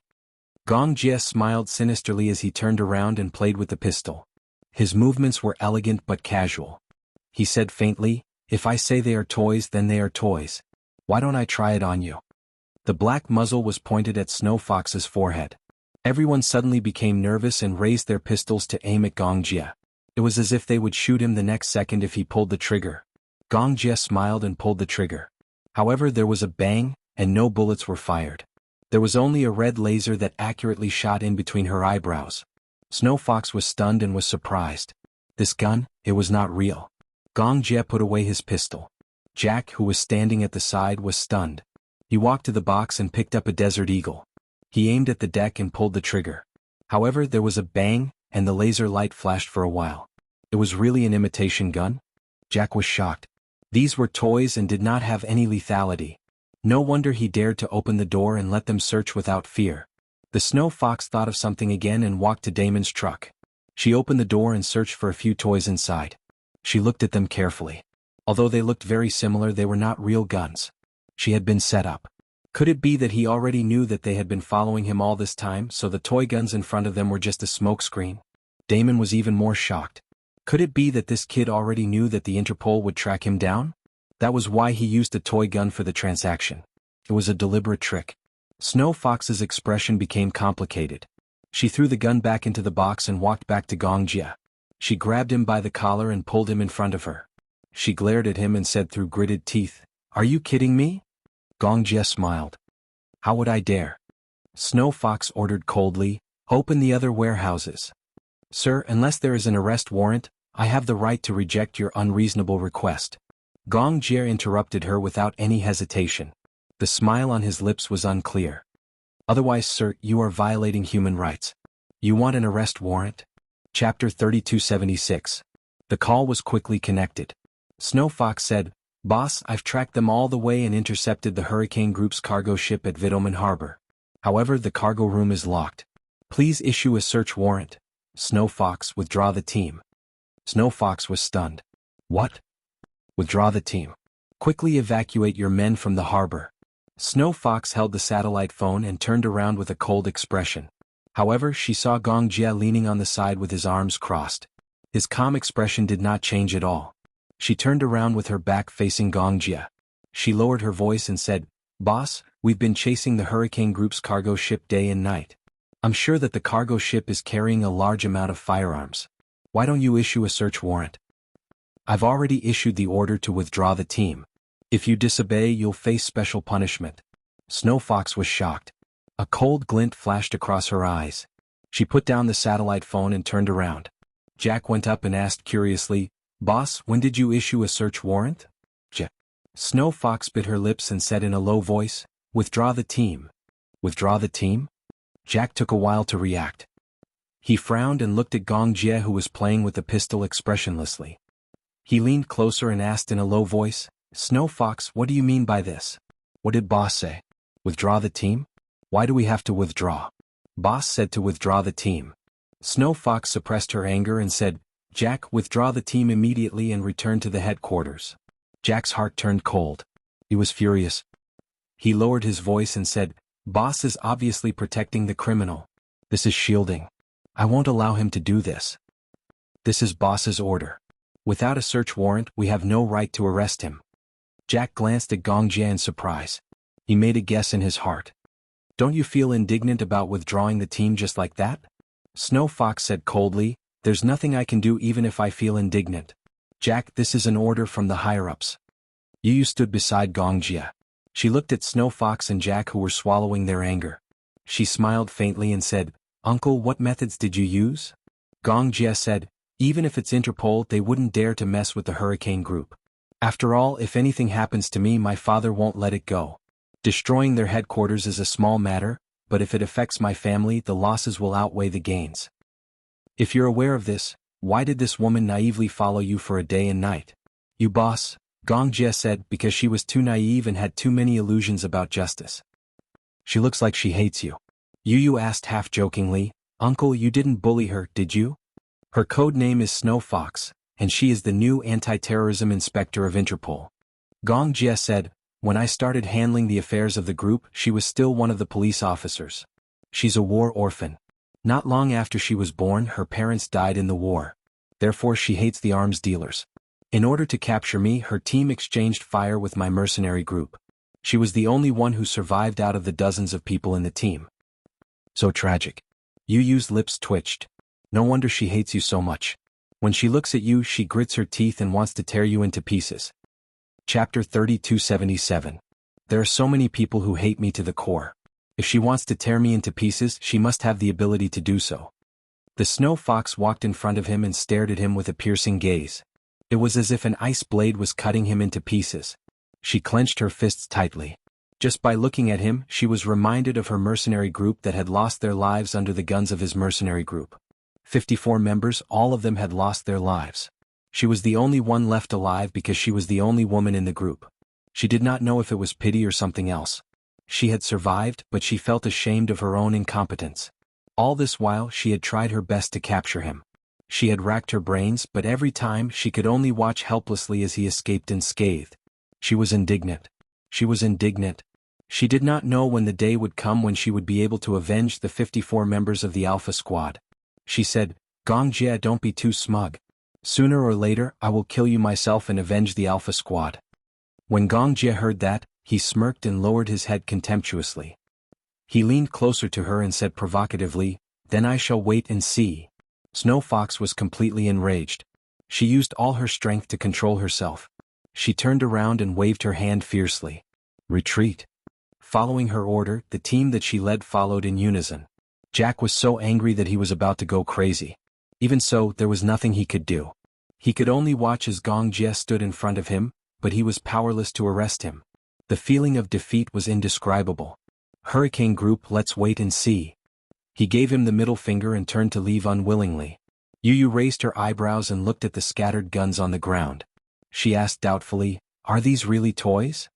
There are only some subtle differences between imitation guns and real guns. You can say that they are real guns, but no one can refute that they are toys. However, the real guns in the warehouse cannot be exposed. Otherwise, I have no right to resist her arrest warrant. Does she dare to arrest you? Why not? Gong Jie smiled. She wants to arrest me even in her dreams. I thought the Hurricane Group was lawless and no one dared to arrest them. Gong Jie laughed it off. Really? In your eyes, is this what a hurricane looks like? Isn't that so? Not exactly. Gong Jie continued, in this world there are many laws that check and balance each other. There is no such thing as a monopoly. There are many people who want to suppress the Hurricane Group, Poison Lord Hujiangshan. After all, we have infringed on the interests of many groups. Although they can't tolerate us, they rely on us. Not being able to tolerate hurricanes, yet relying on hurricanes sounded very contradictory. However, this was the law of the world. There was no absolute dominance. There were only checks and balances. The Hurricane Group could be said to be the biggest company in the military industry. They had dozens of military factories. Even in super empires like Country M and Country E, their military factories were only half of the Hurricane Group's. Chapter 3278. However, even if they relied on each other, Hurricane Group took a large share of the profits on many battlefields, which inevitably violated the interests of other countries. One must know that Hurricane Group had intercepted the arms deals of superpowers like America more than once. Every deal was worth billions of dollars. Accumulated, it was enough to buy an entire country. Therefore, Hurricane Group was blacklisted by many countries. In the past, many countries joined forces to restrict Hurricane Group and signed the Missile Non-Proliferation Treaty. The treaty stipulated that many weapons could not be sold. Moreover, they agreed to ban Hurricane Group and refused to trade with Hurricane Group. Munitions was a lucrative business, and it was not rare to get more than 5 times the profits. But the market was also very limited. Many developed countries had their own military factories, and their military teams had limited purchases. But in poor countries, those who did not have money could not afford to buy and could not afford to do so. Most of the war-torn countries were poor. Therefore, the main market was concentrated in developing countries. For example, Lockheed Martin Group, which was ranked second only to Hurricane Group, was backed by America's government. Its best-selling products were the F-22 and Boeing 747. Its products were mainly sold in China, but America's military was a global force. The real boss behind such a group was America's government. In such a lucrative industry, most countries would not allow private groups to take a share of the profits. Moreover, if private groups controlled the manufacturing of weapons, wouldn't it be the biggest threat to the government? In the beginning, Hurricane Group's first bucket of gold was made in Africa. Gong Xiaoying took a batch of orders from Africa. However, Africa was poor and could not afford the high cost of weapons. However, Africa's mineral and oil reserves were extremely rich. As a condition, the president exchanged 10 years of oil exploration rights for a long-term deal with Hurricane Group. The profits from oil were definitely considerable. In addition, Gong's family was originally a shipping empire. Therefore, with this order, Gong's family earned 10 times the total value of the order. Next, he placed his backbone in the Middle East and opened up the market step by step. He vigorously developed more advanced weapons until he became an unshakable overlord and finally gained a foothold in this highly competitive market. Furthermore, Gong Xiaoying was a shrewd businessman. He knew that the market was limited, so he used quantity to win. Lockheed Martin sold the same grenade for $5 and he sold it for $3. Even though it was only $2, buying them in bulk was not a small expense. Small profits but quick turnover attracted countless countries to fill their inventories. In order to compete with the Hurricane Group, Lockheed Martin also lowered the price. In the end, they found that the same price of $3, the Hurricane Group still sold better. Many of the weapons produced by Lockheed Martin were not only complex but also limited in power. However, the weapons produced by the Hurricane Group were easy to use and had advantages in terms of control. Whether it was in terms of range, fire control, or man-machine efficiency, they had a huge advantage. In terms of power, the weapons produced by Lockheed Martin were relatively backward. Therefore, even if the price was the same, they did not have much of an advantage in most countries. Chapter 3279. Hurricane Group's strong financial resources did not mainly rely on military munitions. Gong Xiaoying also had investments in other fields. He held the oil exploration rights of many countries in the Middle and East. He also had a few private mines in Africa. Investing these profits in other fields would help Hurricane Group grow. Therefore, Gong Jie was the one who was truly in charge of military munitions. He was the chief commander of Hurricane Group. At first, he was mainly in charge of North America. Now, Gong Xiaoying also put Africa under his name. Therefore, Gong Jie's position in Hurricane Group was equivalent to the second-in-command of the Gong family. He had great power. On the surface, the Gong family was very harmonious. However, under the calm surface there were many hidden schemes. However, to Gong Jie these little tricks were nothing to him. Uncle. Yes. Did you already know that someone was following us along the way? I noticed it when we passed by Liujia and Nanwan. Gong Jie said, don't think that this is just a cargo ship. The radar and munitions on it are the most advanced in the world. It's simply wishful thinking for you to intercept my goods without alerting me with your meager equipment. After ICPO left, Gong Jie sent someone to hand over the real goods to Damon. He carried Yu and boarded the ship. Then they sailed toward the headquarters of Hurricane Group. By the time Yu woke up after a night, the sky outside the window was already turning bright, and the first glimmer of dawn had arrived. He was shocked. He remembered that when he fell asleep, it was already early in the morning. Why did he wake up in the early morning too? Could it be that he had slept for a day and a night? Yu sat up and glanced at his phone. Then he suddenly realized what had happened. Just like taking a plane overseas, when the ship was crossing the ocean, it would also cross time zones and there would be a time difference. Every once in a while, the crew would adjust the ship's clock. Every 15 degrees of longitude, it would be slowed down by an hour. In this way he had slept for exactly 8 hours. Yu stretched his back, changed his clothes and left the room. He walked to the cabin. In the dining room, bread and milk were prepared. Yu finished his breakfast and walked to the deck. Gong Jie leaned against the railing and looked into the distance. Yu walked over and saw him holding a pair of binoculars. He asked curiously, Uncle, what are you looking at? Gong Jie carried him and handed him the binoculars. Take a look. Yu took the binoculars and looked at the lens. At the end of his vision, an island was slowly approaching. What was shocking was that there was a majestic castle on the island.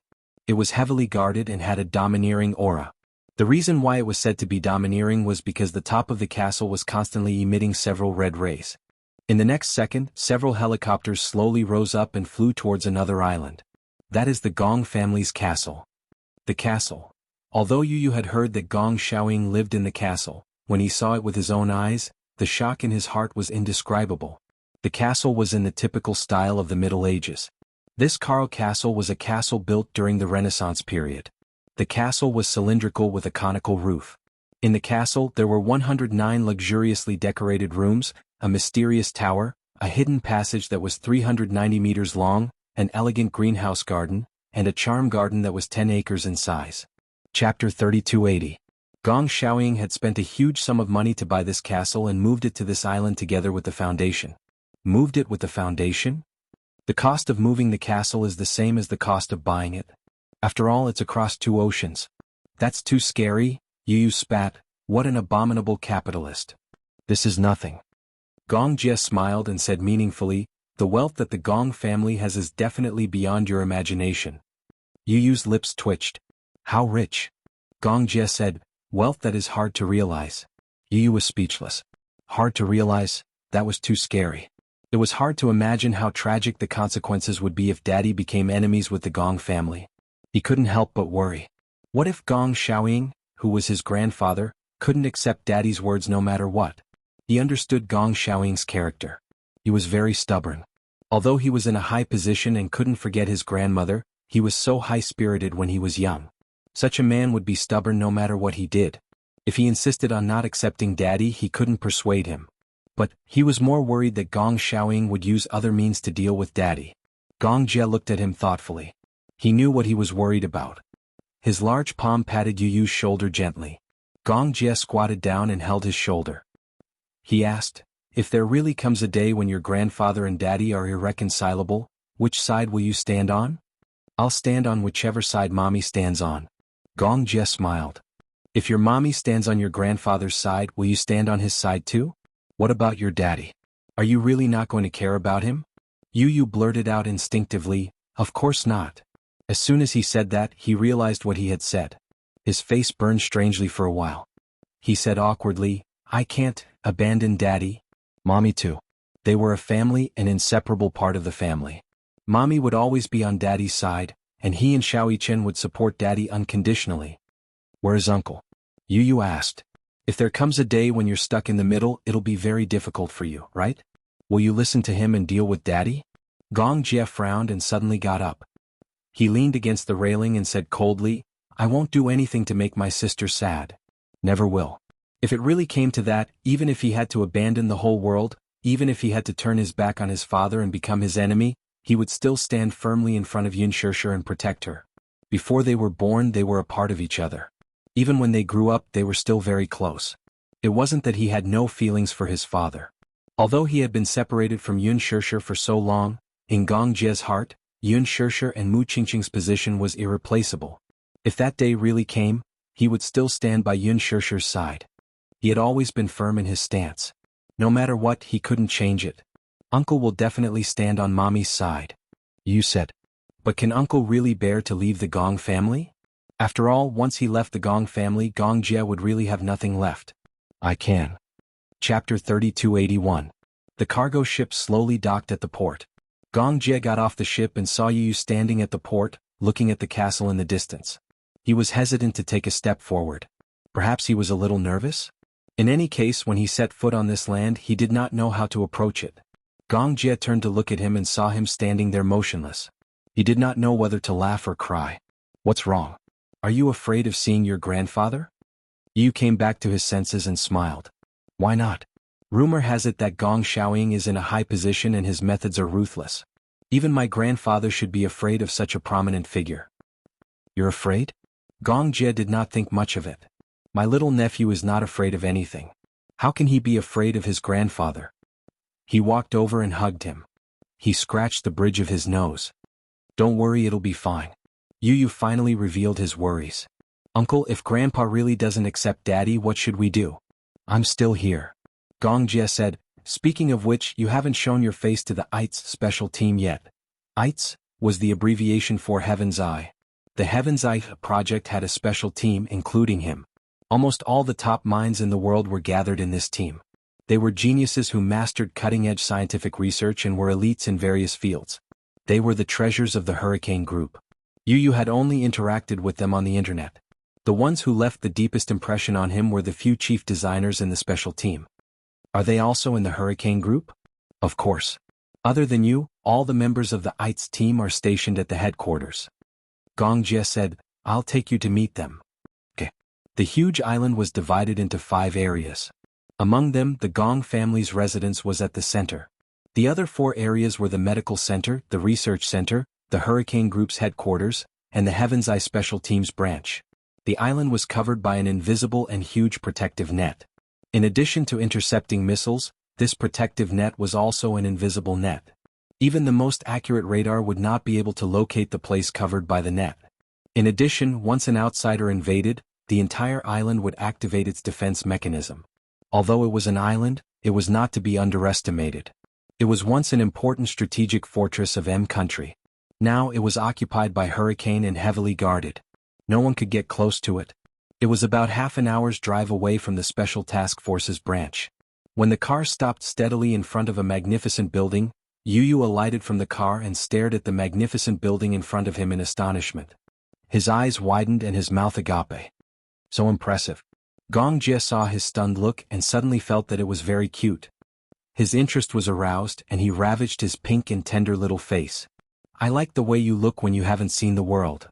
What? Yu slapped his large hand away unhappily and protested, what do you mean by inexperienced? All right. Let's go in. Gong Jie said again, I'm quite curious. What will those team members think when they see you? What do you mean? Some people still don't believe that you're really only 7 years old. Yu was speechless. What was so hard to accept? Chapter 3282. How old are you? 23. Yu rubbed his chin. Jelen? In the EITS team he had a clash of ideas with Jelen. Jelen had once questioned his Sky Eye plan and said that it would not work at all. Moreover, he had listed many reasons why it would not work. Yu was not one to admit defeat either. The reason why he came up with this plan was that he had thought it through carefully and had calculated it thousands of times. At first, this idea was born in the elevator. He and his mother were in the elevator together. The elevator malfunctioned slightly, and when his mother tried to make a call, the signal was blocked. She could not make a call or send out a distress signal. However, it was such a small accident that made him come up with an idea. If this world was also monopolized by a very powerful signal network, and if a transmitter was used to block the signal network, then planes would not be able to fly, communications would be disrupted, and missiles would not be able to accurately locate or even launch. In today's information space-time, there was a signal network all the time. Then, did it mean that whoever controlled this network would become the master of the future world? When he proposed this idea, Jelen immediately refuted it. He said that it was impossible. However, Yu believed that although it would be difficult to implement, if this plan was carried out and improved continuously, the plan would have a prototype in the next 10 years. After it was perfected, it might not be far from being realized. However, his idea was too bold and no one dared to agree. Yu spent the entire night designing a signal transmitter blueprint and submitted it to the Hurricane Group's Senate of Science. Jelen was speechless when he saw it, but he also agreed that this plan could be implemented. Soon, the Hurricane Group set up the EITS special team. The team kept recruiting new members. Now the EITS team had 25 top researchers. However, the young boy who first came up with this idea had been absent from the research and development project for a long time. Some time ago, when Yueyao was born and his mother's wedding, he left the 25 team members behind to work on these two things. He had completely forgotten about the Sky Eye plan. When Gong Jie led Yu into the team's office, a man in a black shirt was walking toward the door in the 5-meter-tall office hall. He was holding an apple in his hand and had just taken a bite out of it. He was surprised to bump into Gong Jie. When did you come back to the headquarters? What a coincidence. Gong Jie smiled. He held Yu's hand and pushed him in front of Jelen. He smiled and said, Jelen, let me formally introduce you a child. Child? Yu raised his head and sized up the man before him.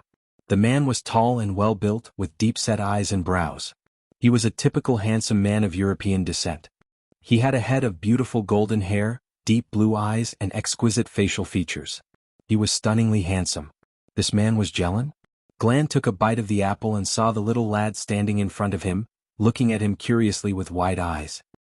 He returned the gaze and saw that Yu's eyebrows were very similar to Gong Jie's. He was so shocked that the apple in his hand fell to the ground with a thud. Omi. Chapter 3283. Just as Yu was puzzled, Golan grabbed Gong Jie's collar in shock and said in shock, Gong Jie, this child is... You recognize him? Of course. He looks so similar to you. Gong Jie thought that Golan had guessed Yu's identity. However, he suddenly lowered his voice and leaned closer to him to ask, When did this happen? Gong Jie was speechless. When did you get a woman? You seem to have misunderstood something. Does boss know about this? Gong Jie's face was ashen as he said, He is Yu. Golan was shocked again and didn't react for a moment. It was only when his gaze landed on the elegant little munchkin that he realized something. His mouth suddenly opened wide. Hiss, Yu. In the meeting room, everyone looked at the cute little munchkin standing beside Gong Jie in shock. They were all confused. Gulan finally accepted this fact. He pointed at Yu and said, Yu is really only 8 years old. This world is too crazy. Alice stood at the side and looked at Yu with a scrutinizing gaze. Is there really such a genius child in this world? He can come up with such a crazy idea when he's only 6 years old? I want to do an experiment on him and see if his genes have mutated. Gong Jie immediately protected Yu in his arms. Alice, don't you dare. This is my nephew. Don't you dare touch a single strand of his hair. Nephew? Everyone was once again thrown into disarray by this statement. Nephew. Jie, you're saying that Yu is your nephew? The group of people discussed animatedly. Yu rolled her eyes. Originally, he had imagined that the office of the EITS team would be full of technology. Moreover, the researchers who came in and out of the office would be in neat suits with a solemn expression. However, the 20 or so people sitting in front of him were wearing white coats. Some of them were wearing thick glasses and some of them were holding notebooks with messy hair. It was hard to imagine that these were the elite scientists of the Hurricane Group. What was even more unimaginable was that most of the Hurricane Group's sophisticated munitions blueprints came from these people. Yu glanced at Galan, who was squatting at the side and looking at him curiously. He pinched Galan's cheeks and rubbed Galan's hands in disbelief, as if Galan was a puppet and not a living person. Oh my god. What a cute little munchkin. It looks like a glutinous rice ball. Yu slapped his hand away calmly. Slap. The back of Glenn's hand turned red. A certain tall man rubbed the back of his hand and said innocently, so fierce. Yu said calmly, Glenn, your attitude towards me online is not like this. The EITS team had a special internet for communication. On the internet, Glenn's attitude towards him was completely cold and arrogant. Just as Gong Jie had said, Glenn had always thought that it was nonsense for a 7-year-old child to come up with such a brilliant idea. However, he was slapped in the face by reality. Chapter 3284. It was not that he did not want to treat Yu the way he treated people on the internet.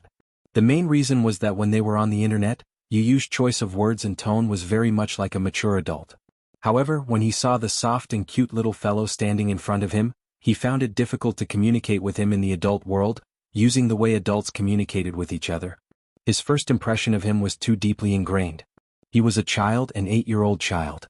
Even though he knew that this child was very smart, it was difficult for him to interact with him in an overly mature way.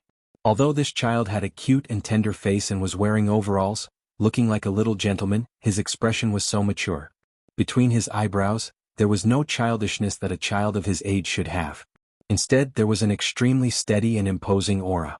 His aura was very strong. This was the first impression that Galan had when he saw this child. Yu glared at him coldly. Galan suddenly said in a serious tone, "All right, stop fooling around."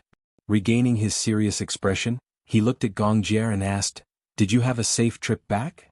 "No." Gong Jie said, "We met people from the Interpol on the way back. We were almost invited back to the ICPO headquarters for a cup of tea." "Was it that snow fox?" "Yes." As expected.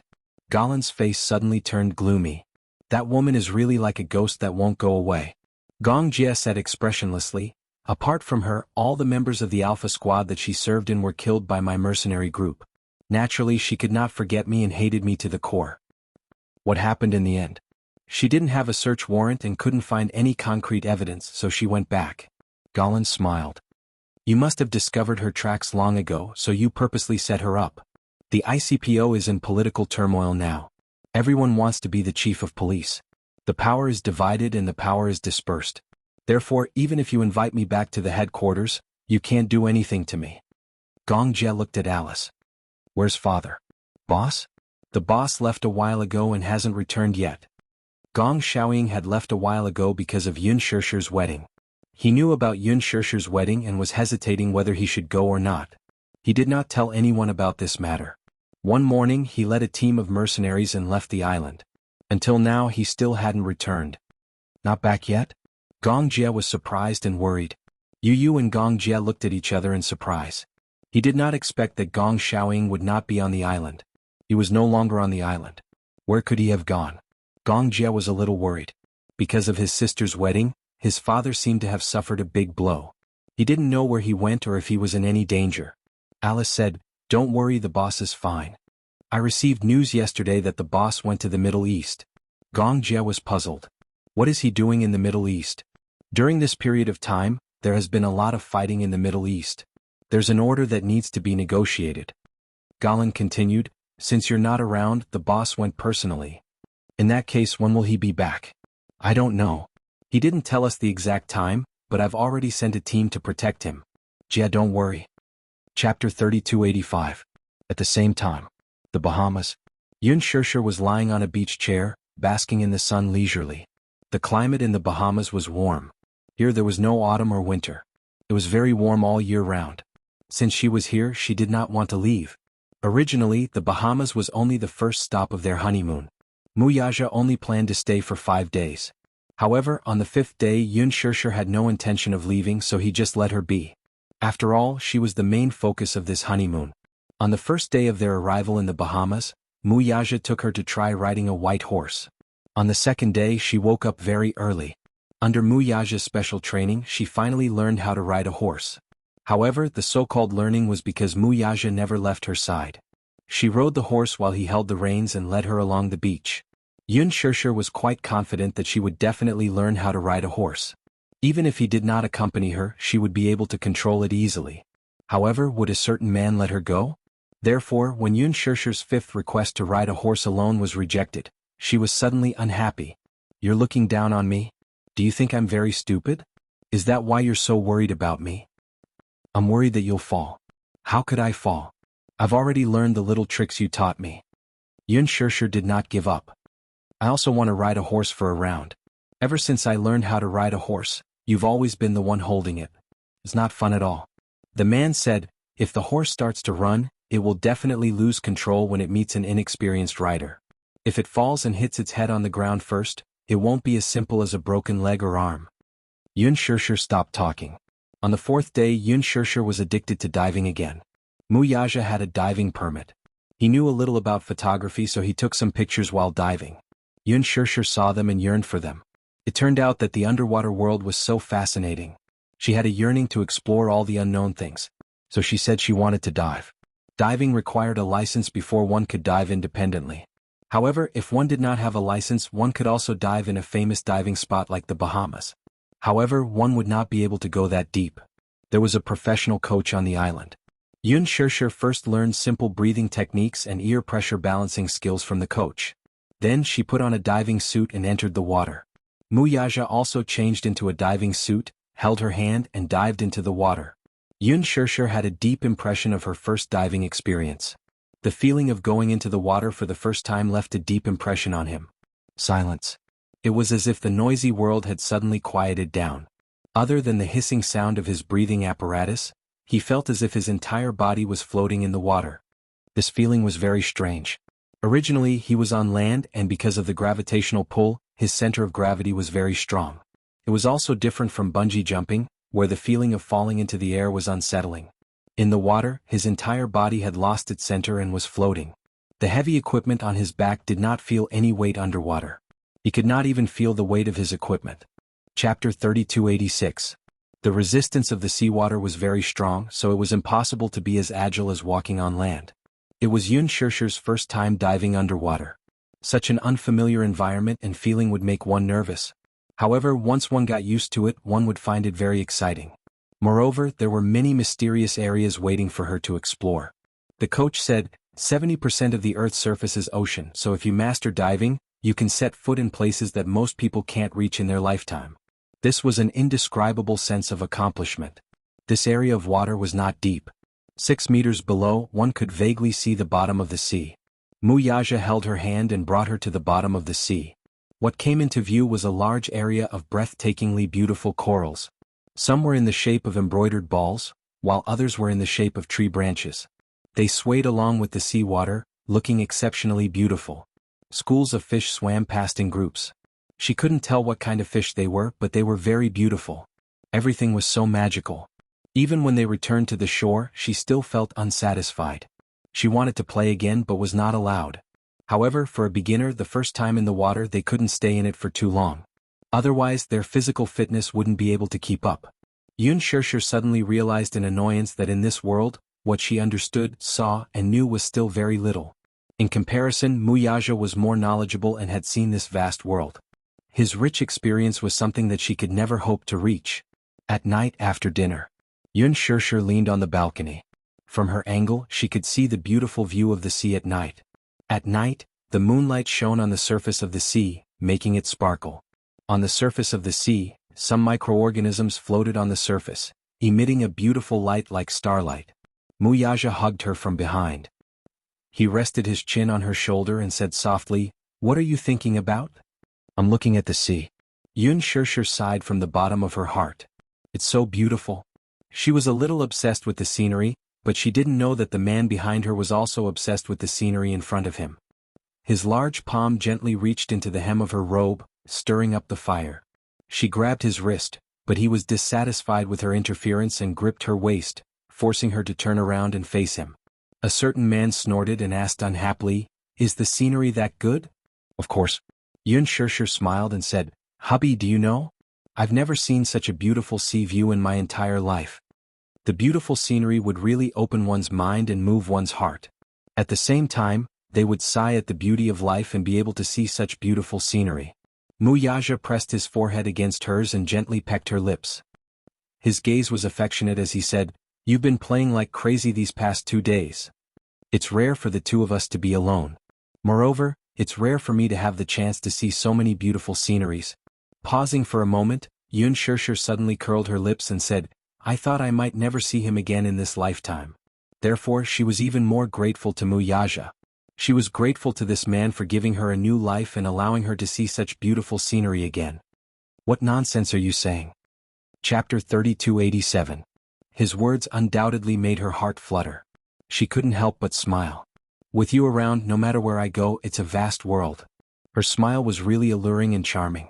Especially her charming eyes, it was as if there was an electric current in them, igniting a certain man's hidden desire. He hugged her tightly and bowed his head. Everywhere he looked, the details were unbelievably beautiful. Hugging her waist, he could feel her white and soft skin through the thin material of her clothes. Recalling the wonderful taste he had tasted in the morning, he began to feel restless. Just thinking about it wouldn't be enough to satisfy him. Hence he put it into action. He pressed her against the railing, bent his head, and sealed her delicate red lips. Even without lipstick and lip balm, her lips were still charming. When he kissed her, it was soft and tender like tofu, but it didn't have the fishy smell of tofu. It was like cherries, but it was softer than cherries. It was like jelly, but sweeter than jelly, tempting him to go deeper. Muyaja desperately wanted to occupy more of her beauty, but he restrained himself, worried that if he was too rough, it would affect her experience.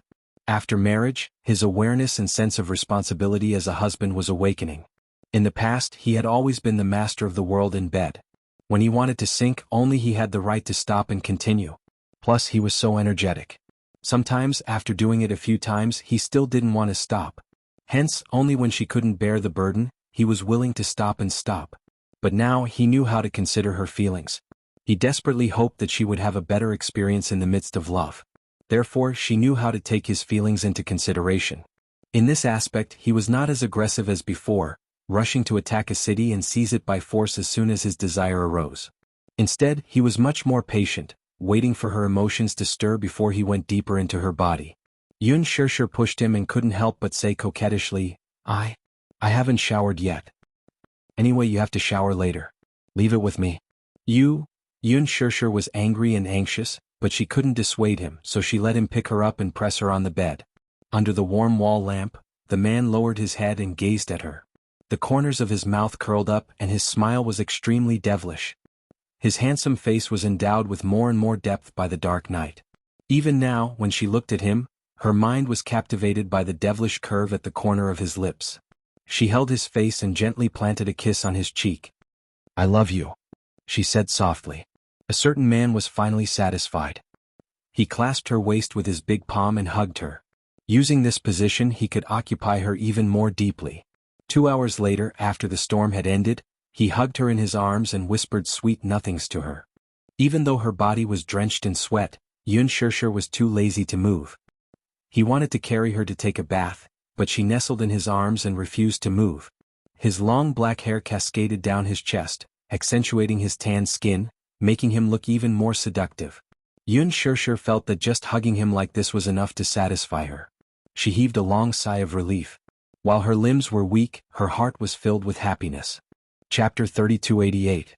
Yun Shirshir suddenly looked up at him. She rested her chin on his chest and her eyes were filled with a gentle smile. Honey, do you know?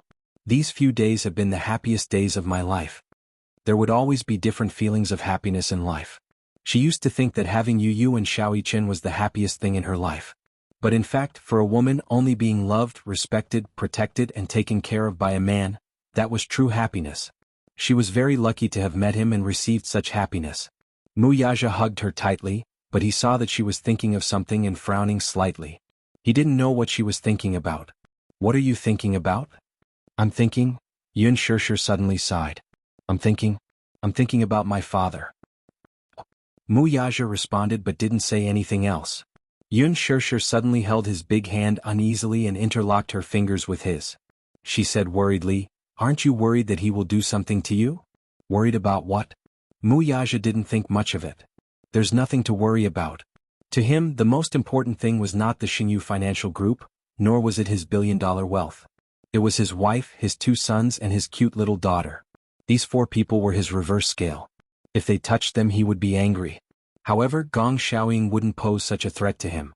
One was his biological daughter, the daughter that Mu Qingqing, the woman he loved most in his life, gave birth to for him.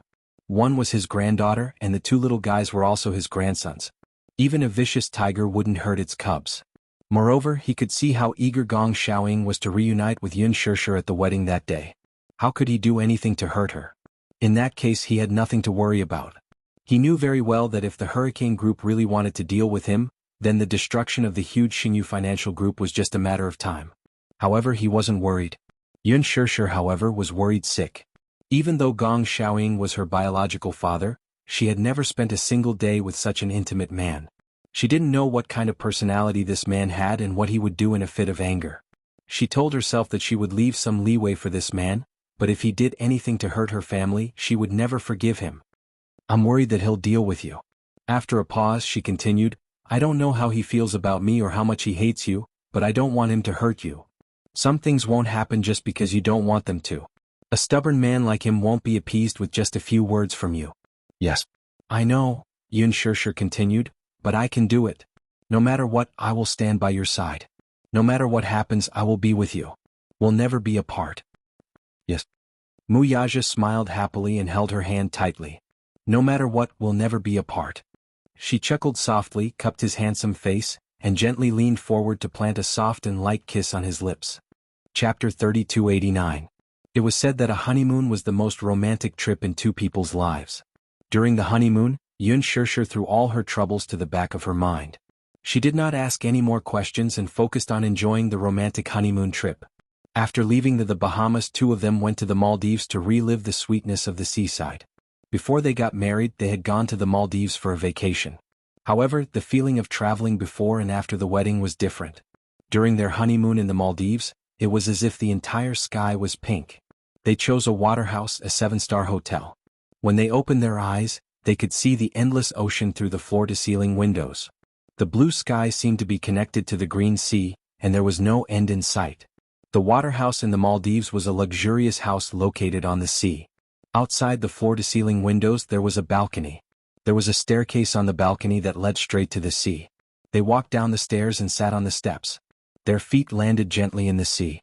When the cold sea water submerged their ankles and soaked their feet in the cool sea water, they felt so relaxed that they could float. The Maldives was a paradise that made people forget to return. Here, lying on a beach chair, once they lay down they did not want to move at all.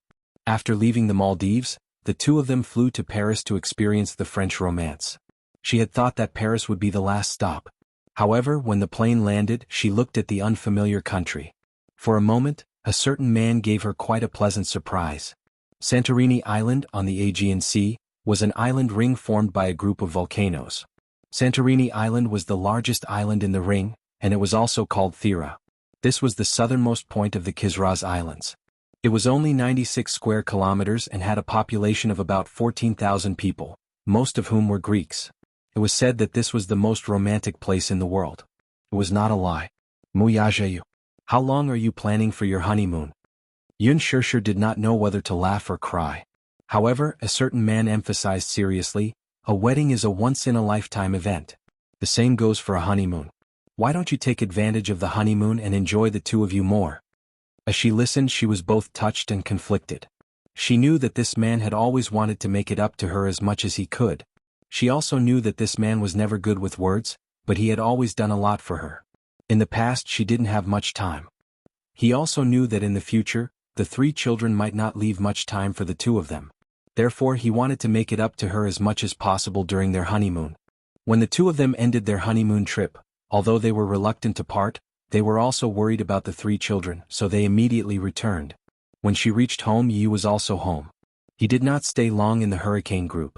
He did not know when Gong Xiaoying would return. He stayed on the island for a few days, and Gong Jie brought him to familiarize him with some of the headquarters affairs. He was worried about Yueyao, so he came back as soon as possible. Naturally, he did not mention that he had followed Gong Jie to the headquarters of Hurricane Group. He was afraid that Yun Shirshir would be worried. Naturally, Mui Chen kept his mouth shut as well. In the few days that Yu was not around, the little guy had been tormented by his sister.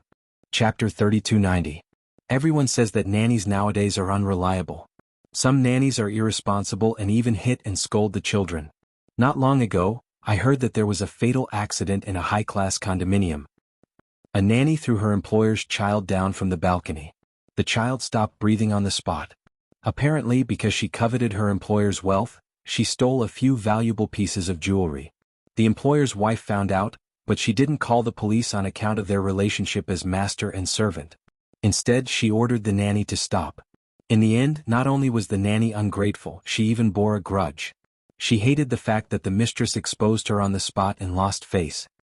So, at night, when the master and mistress were asleep, the nanny secretly carried the child out of the nursery and threw her down from the balcony. Mui Chen shuddered when he heard that. No one was allowed to touch a single hair on his younger sister. If his younger sister was abused like that, he would definitely break down. Therefore, even though the nanny came every day, Xiao Yichen was unfamiliar with many aspects of the house. Therefore, he couldn't leave the nanny's care. Even when the nanny was changing diapers, he would stand by the side and carefully watch her every move. The nanny felt uncomfortable under his stare and was even curious as to why this child was so patient. If it were someone else's brother, he would have frowned in disgust and run away while his younger sister was changing diapers. He stood by the side and watched carefully as if he was afraid that she would abuse the little princess. The nanny even kindly advised him that there would be some smell when changing diapers and asked him to hide in the living room. He refused. Therefore, the nanny was helpless. She really couldn't understand this child's thoughts, so she simply let him be. When Yun Shirshir came back, she was worried that the three children would cause a scene at home. However, she didn't expect that Yueyao would become fair and chubby. On the other hand, Xiao Yichen had lost a lot of weight. Wasn't that right? In the middle of the night, she was awakened by Yueyao's cries. She got out of bed and made some milk. When the milk was cold, she fed it to Yueyao. By then, the sky outside the window was already turning slightly white. When she went back to bed and lay down, it was already past 9 in the morning, and the nanny came to report on time. At this time, he often didn't dare to sleep. He had to wait until the nanny left and he guarded the crib before he could finally sleep peacefully. At night, he would wake up on time to breastfeed, change diapers and play with his sister. Taking care of a child was not an easy task for an adult, let alone an 8-year-old child. However, such a price was not paid in vain. Because Xiao Yichen had been taking care of Yueyao for half a month, his sister was very close to him. Between Mu Yaja Yu and Xiao Yichen, she was more inclined towards Xiao Yichen's embrace. Sometimes, when Mu Yaja was carrying little Yueyao, Mu Yichen would pass by. When the little guy saw him, he would open his arms and ask Xiao Yichen to carry him. He would even kick him with his short legs and insist that his older brother carry him. At this time, Yu would walk over and pretend to be Xiao Yichen to carry her. However, such a young child was able to distinguish between the two children so clearly. He didn't want Yu anymore. He wanted Xiao Yichen wholeheartedly. Chapter 3291. The poor father and son pair, Yu and Mu Yaja, had suddenly lost their favor in front of the princess. They were depressed, disappointed, and aggrieved. They felt quite indignant in their hearts as well. Tell me, Mu Yichen, what did you do? Our sister doesn't want me anymore. Yu complained to Mu Yichen. The latter replied nonchalantly, it's no use being jealous. Our sister likes me the most now. Ah. With that, the tables had turned. Mui Chen, who had suddenly gained favor, was now full of himself. Yu Yu gritted her teeth in anger, but there was nothing she could do. She could only brush her face in front of Yueyao every day, change her diapers and wake up at night to feed her. However, no matter how diligent she was, she did not seem to have won over much affection from her. It was as if her image had been fixed. Xiao Yichen's position in Yueyao's heart was now extremely stable. Yu Yu was furious, but there was nothing she could do. Mu Yaja also tried his best to salvage some of his image in Yueyao's heart. However, reality proved that Yueyao's feelings for Xiao Yichen could not be broken by anyone. Yu Yu even mentioned this matter to Gong Jia, feeling wronged. A certain man who was her uncle heard about this and threatened to take back his position in Yueyao's heart. However, Gong Jia brought another piece of news during this call. Yu Yu, do you still remember Litsis? Why did you suddenly mention him? Yu Yu paused and said slowly, of course I remember him. Litsis was the boss behind the dark web. His dark web operated an extremely filthy extraordinary transaction that was unknown to others. Litsis was a Latino-Italian. In his early years he was a businessman. After his company went bankrupt, he colluded with a few of his partners and set up the dark web to conduct illegal transactions. He owned a luxurious cruise ship. Every month he would hold a grand party. However, such a grand party was not as simple as one would imagine. Every time he held a party, he would invite all the powerful and wealthy aristocrats from all over the world to hold a special auction on the cruise ship. However, such an auction was not a simple one. He was selling young girls. Through the dark web, his subordinates collected young girls from all over the world and kept them captive on the cruise ship. During the party, these girls would be dressed up and displayed in turns. They would be auctioned off and sold to the highest bidder. As for what to do with these girls after they were bought, it was none of his concern. However, most of the young and beautiful girls ended up as sex slaves, and their fates were miserable. Back then, the destruction of Daitis's dark net was also an accident. Yu Yu could not stand such a cruel auction method, so he used advanced black technology to hack into his dark web. He blocked his IP and destroyed his customer information group. Daitis was furious. How could he let such a provocation go? He harbored hatred in his heart. He threatened to teach Yu Yu a lesson. Gong Jia also knew about this. Back then Yu Yu destroyed Daitis's dark web. Gong Jia knew how painful it was for him.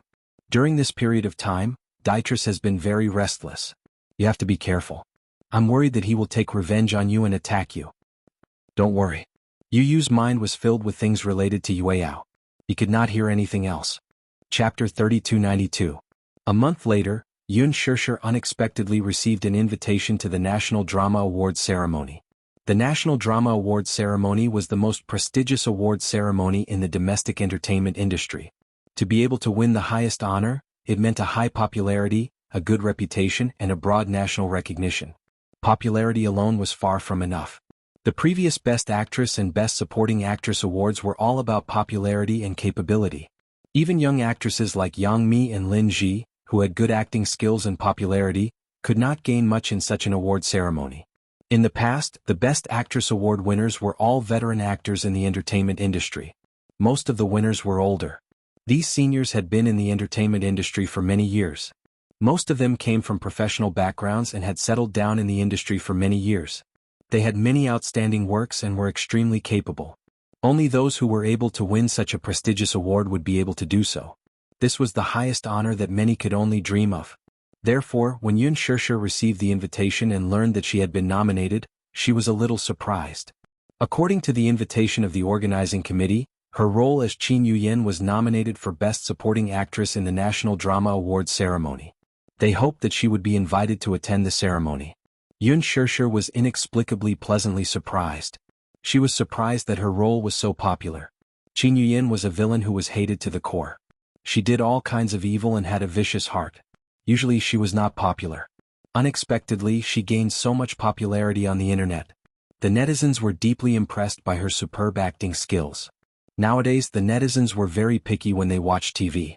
It was no longer something that could be fooled by ordinary stars. Sometimes, even if one did not have good looks, as long as their acting skills were good enough, they would still be highly praised and popular among the netizens. Yun Shishir was a classic example.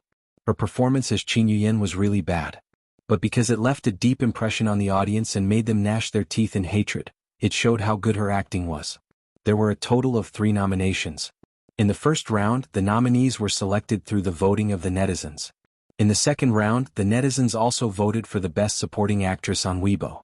According to the selection of the judges, 3 people with popularity and acting skills would be sent to the list of nominees. Even though it was just a nomination, Yoon Shurshur was already overwhelmed by the favor. Ever since that accident, she had disappeared from the entertainment industry without a trace. Muyaja had been very protective of her all this while. The media had been trying to find out more about her, but they were always blocked from doing so. As a result, she did not officially leave the entertainment industry, but she had been separated from the industry for many years. When she received the notice, she hesitated whether she should go or not. However, Muyaja said, "I'll go with you." She was a little shocked because she originally thought that he would object. All along, he had been very opposed to her working in the entertainment industry. To him, it was a foul and materialistic place that did not suit her. Therefore, even after her confinement, she never mentioned going back to work. She was always worried that he would get angry. However, she did not expect that he would take the initiative to accompany her to the awards ceremony. Yoon Shurshur felt like she was dreaming. Chapter 3293. She did not expect him to take the initiative to accompany her to the awards ceremony. Yoon Shurshur felt like she was dreaming. "What? Don't you want to go?" "Yes, I do." She hesitated for a moment and said weakly, "I'm just afraid that you won't be happy. My wife has been nominated for an award. Why would I be unhappy?"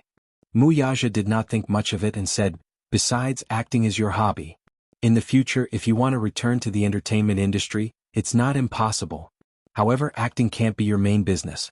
After all, we made a promise that no matter how busy you are, you must take care of your family. I'm just afraid that you'll focus on this job and return to work early and return late like before. Your daughter will be very lonely without you by her side." Yoon Shurshur nodded, somewhat touched by his compromise. One had to know that it was not easy for this man to make such a concession.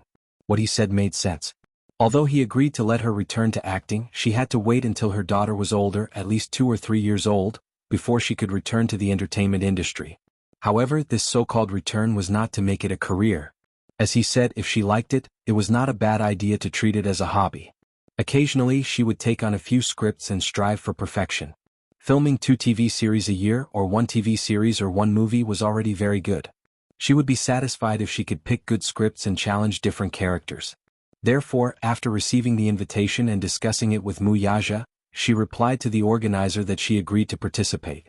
When the organizer heard that she was willing to participate, they originally thought that she would refuse. Now that they knew that she was willing to participate, they heaved a sigh of relief and beamed with joy. When they heard that Muyaja would also accompany her and participate in the event as a sponsor, the organizer was even more excited. Just the title sponsorship fee alone was 10 million yuan. Xingyu Financial Group rarely appeared in front of the public in the form of title sponsorship. This time the organizer was really flattered. Therefore, they patted their chest and promised that they would definitely make this National Drama Awards ceremony grand and spectacular. After it was confirmed that Yoon Shurshur would be attending the National Drama Awards ceremony, the media got wind of it. When they found out that Yoon Shurshur had the intention to make a comeback, they were all so excited that they made a move. However, unlike before when Muyaja protected Yoon Shurshur was interviewed by the media for the first time since that incident. The media was excited. However, before the interview, he had already informed them in advance that it would be inappropriate to ask too many sensitive questions. It wasn't that he was deliberately avoiding anything. It was just that some questions wouldn't be answered even if they were asked. In order for the media to interview Yoon Shurshur, Qin Zhou gave them a draft of the interview in advance. The questions that could be asked and the questions that could not be asked were all marked in detail. However, even though the reporters had doubts in their hearts, they gladly agreed. Because in the past few months that Yoon Shurshur had disappeared without a trace, the public was too curious about her sexual orientation, her activities, and her every move. It was said that because of that accident, she had lost her eyesight and was in danger of losing her sight. It was also said that after that accident, she was found to be pregnant. Therefore, she stopped all the publicity and activities and focused on preparing for the pregnancy. Chapter 3294. Some time ago, Muyaja had even meticulously prepared an eye-catching wedding for her. It was said that he had invited many distinguished guests to witness their sacred wedding. In short, there were all kinds of rumors about Yoon Shurshur, but none of them were accurately verified. Most of the rumors came from experienced media personnel who had dug up information from various channels. Yoon Shurshur did not know how these professional media personnel did it. Back then, in order to protect her and their unborn daughter, Wuxia had strictly controlled the situation. He had cut off all news of anyone who got close to her.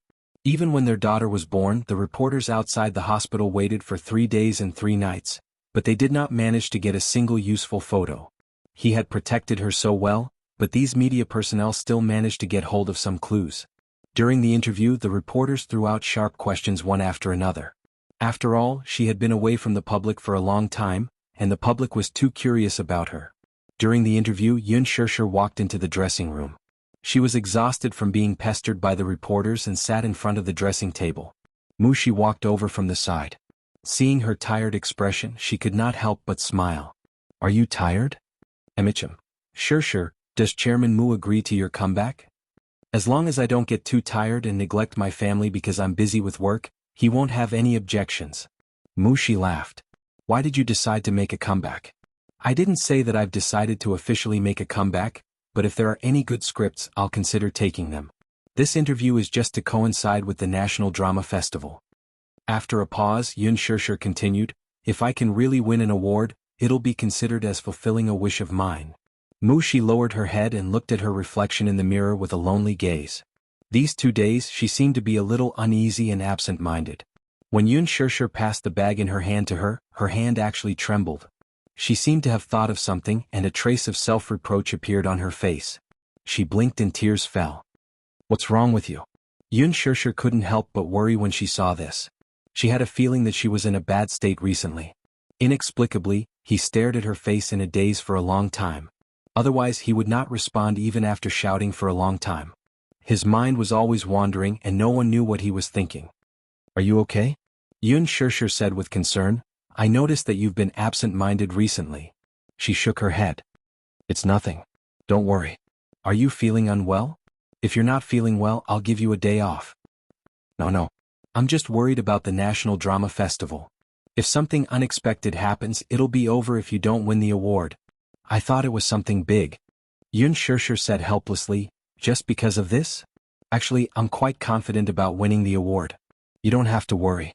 Even if I don't win, I won't be disappointed. After all, acting is no longer that important to me." She bit her lower lip and looked at her, hesitating to say something.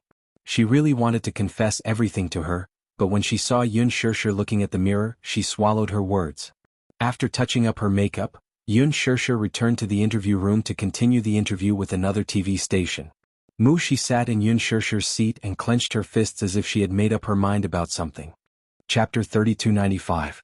She took out a letter from her bag and bit her lower lip as she gripped it tightly.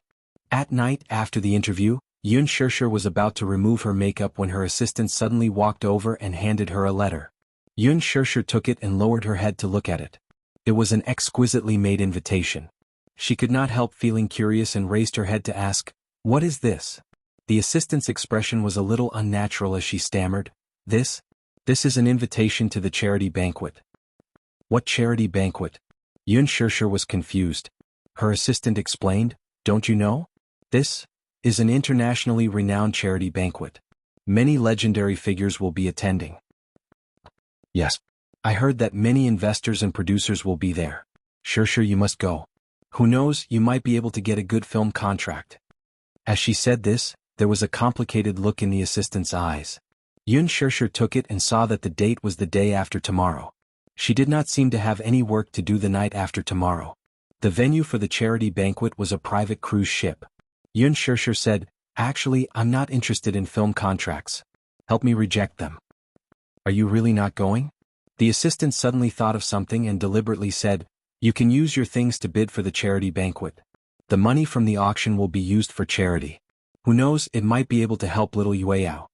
Yun Shishir's heart could not help but move when she said this. Doing more good deeds is to accumulate blessings for oneself and also for one's loved ones. Yun Shishir could not help but smile when she heard this. "Is it the day after tomorrow?" "Yes. Tomorrow is the National Drama Festival. If it's the day after tomorrow, I can use my jewelry to participate in the auction. Are you going?" "Hearing you say this, I think it makes sense. I also hope to accumulate some blessings for Yueyao." She was stunned for a moment before she gritted her teeth and forced a smile. However, when she turned around to face the corner of the wall, she furrowed her brows. She seemed to be a little worried, or perhaps she was filled with immense guilt. After Yun Shishir left, Mu Shi, who was hiding in a corner, hurriedly took out her phone and looked around vigilantly before dialing a number. It took a long time for the call to get through. She said anxiously, "Hello. Hello. Hello. I have already given her the invitation letter. Can you let my parents go now?" The man's voice, which had been altered, came from the other end. "How would I know if you gave it to me or not? What if you don't give it to me and are trying to trick me? Do you think I'll believe you so easily? I'm really giving it to you." Mushi's face flushed red as tears streamed down her cheeks. "Why would I lie to you? My parents are in your hands. How would I dare to lie to you? I did everything according to your instructions. What else do you want me to do? Do you still remember what I asked of you? Only when Yun Shishir is here will our deal be valid." The man paused for a moment before continuing. "The day after tomorrow, until Yun Shishir shows up at the banquet, I'll let your parents go." She was furious. "You didn't keep your word." Chapter 3296. "Since you've kept your promise, I'll keep mine too. Don't worry, your parents are safe and sound." She was stunned for a long time before she finally took a step back. "All right. If that's the case, then let me hear my parents' voices. I want to make sure that they're safe and sound." The man on the other end sneered. "Impossible. Don't make such unreasonable demands." "How is this an unreasonable request? As a condition, I must at least confirm my parents' safety before I continue to fulfill our agreement." Mushi's refusal to admit that there was a deal between them was probably due to her guilt. The man was clearly unwilling to back down as he coldly said, "Dream on. You didn't do anything to them, did you?" She asked suspiciously. "No. How can that be? There are bargaining chips. I can't possibly do anything to them." "I don't believe you." "It's your business if you don't believe me." "Then let me hear their voices," she persisted. Suddenly she threatened, "If not, I'll take back that invitation." There was a sudden heart-palpitating silence on the other end. It seemed that her threat had finally taken effect. Then, following a series of soft sounds, a man's trembling voice could be heard. "Mushi. Mushi, Dad." When she heard the familiar and weathered voice, the worry and uneasiness she had been feeling these past few days caused her legs to give way. She knelt on the ground with tears rolling down her cheeks. "Dad, are you okay? Is Mom okay?" The man's voice on the other end was tired and restrained. His voice was hoarse and trembling. She did not know what kind of shock and torture he and her mother had been through these past few days. "I'm fine, you don't have to worry." How could she believe him when he told her not to worry? She asked worriedly, "Did they hit you or mistreat you?" "No. They didn't mistreat me." The man's voice trembled as he said this. She felt even more worried when she heard this. She knew that her father did not dare to tell the truth in front of those people, so he was avoiding the main point and dwelling on the trivial. She carefully asked, "Did they give you food?" There was another period of silence on the other end. Then there was a series of soft sounds followed by a man's voice. "Did you hear that? They're all fine. You can rest assured now." She gritted her teeth and was about to speak when the man said coldly, "If Yun Shishir doesn't appear, you can forget about seeing them again." You know that too, right? It doesn't matter if you call the police or ask for help. If you dare, you can try. Is the police faster or my bullets faster? If you dare to leak a single word, don't blame me for being merciless." With that, the man hung up the phone. She covered her mouth in fear and bit her fingers as she sank into an endless state of panic. In the evening, Yun Shishir was in front of the wardrobe looking for jewelry. Yu leaned against the door and mumbled, "Mommy, what are you looking for?" "Yes. There's a charity banquet the day after tomorrow. Prepare to attend it." Charity banquet? Why hadn't he heard of it? The charity banquet, as the name suggested, was a banquet with the theme of charity. Chapter 3297. The main purpose was to hold some auctions through this banquet. After deducting expenses, the proceeds from the auctions would all be used for charity. The proceeds from the auctions would usually be explained before the auction to explain what the proceeds would be used for. The proceeds could also be allocated and used through a foundation with credibility. If there was a charity banquet, Daddy should have received an invitation. However, he did not hear anything from him. "Mommy, what are you going to auction?"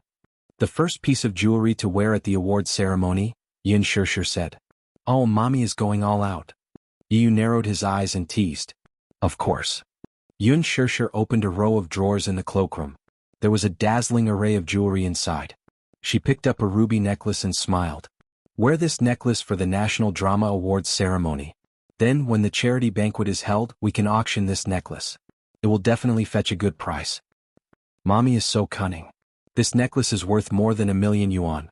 If you wear this necklace to the awards ceremony tomorrow, once you win the award, this necklace will also rise in value. Yun Shishir pinched his cheeks gently. My Yu, how are you so smart? I want to ask Mommy this question. Yu smiled. How did Mommy give birth to me so smart? Haha. Yun Shishir was overjoyed when she heard this. Thus, she decided to wear this ruby necklace to the National Drama Awards ceremony. The National Drama Awards ceremony was held in Shanghai City. The night before the ceremony, Mu Yaja and Yun Shishir chartered a flight to Shanghai City. Before the ceremony, there would be a red carpet event.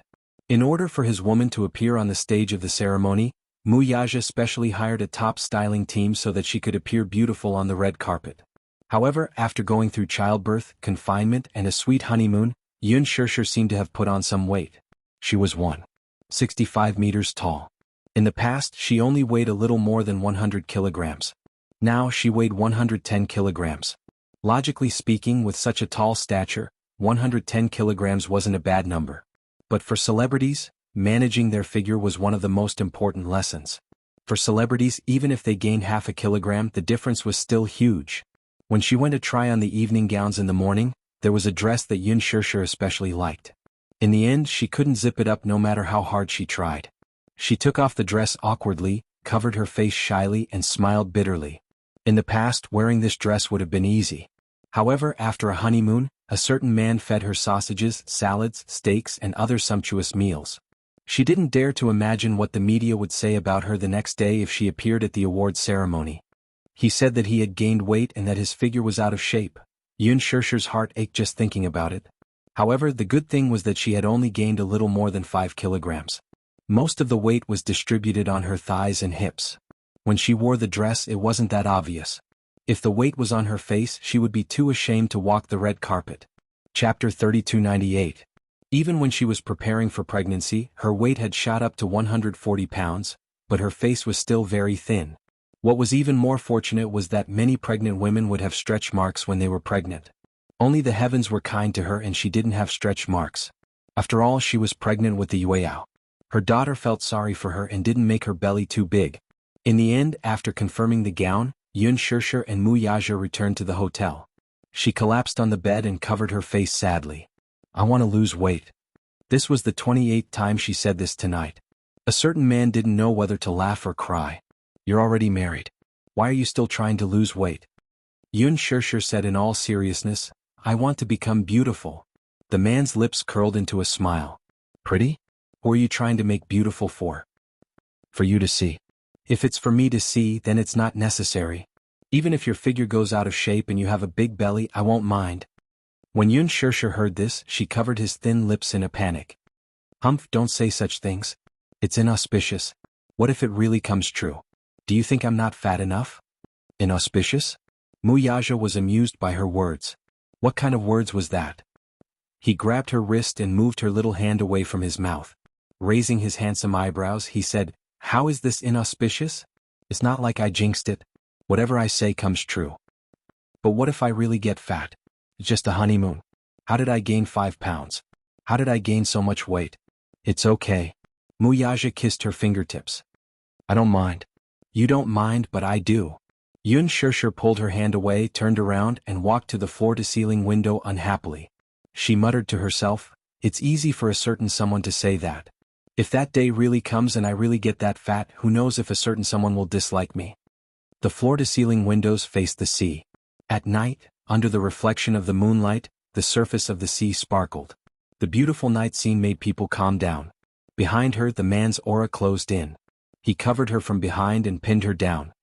His large palm clasped her waist and gently stroked it. Why do I feel like you haven't gained much weight? That's because you treated me like a pig. When the time comes and you don't have enough food to eat at the end of the year, you can sell me for a high price. When Mu Yaja heard this, he couldn't help but be amused by her description. Was he being raised like a pig? Selling by weight? I, Mu Yaja, am not down to the point of selling pork. Ha! Yun Shishir wanted to turn around but was pinned down by him. She muttered, Hey, don't press on me. You're so heavy. The sea view is so beautiful.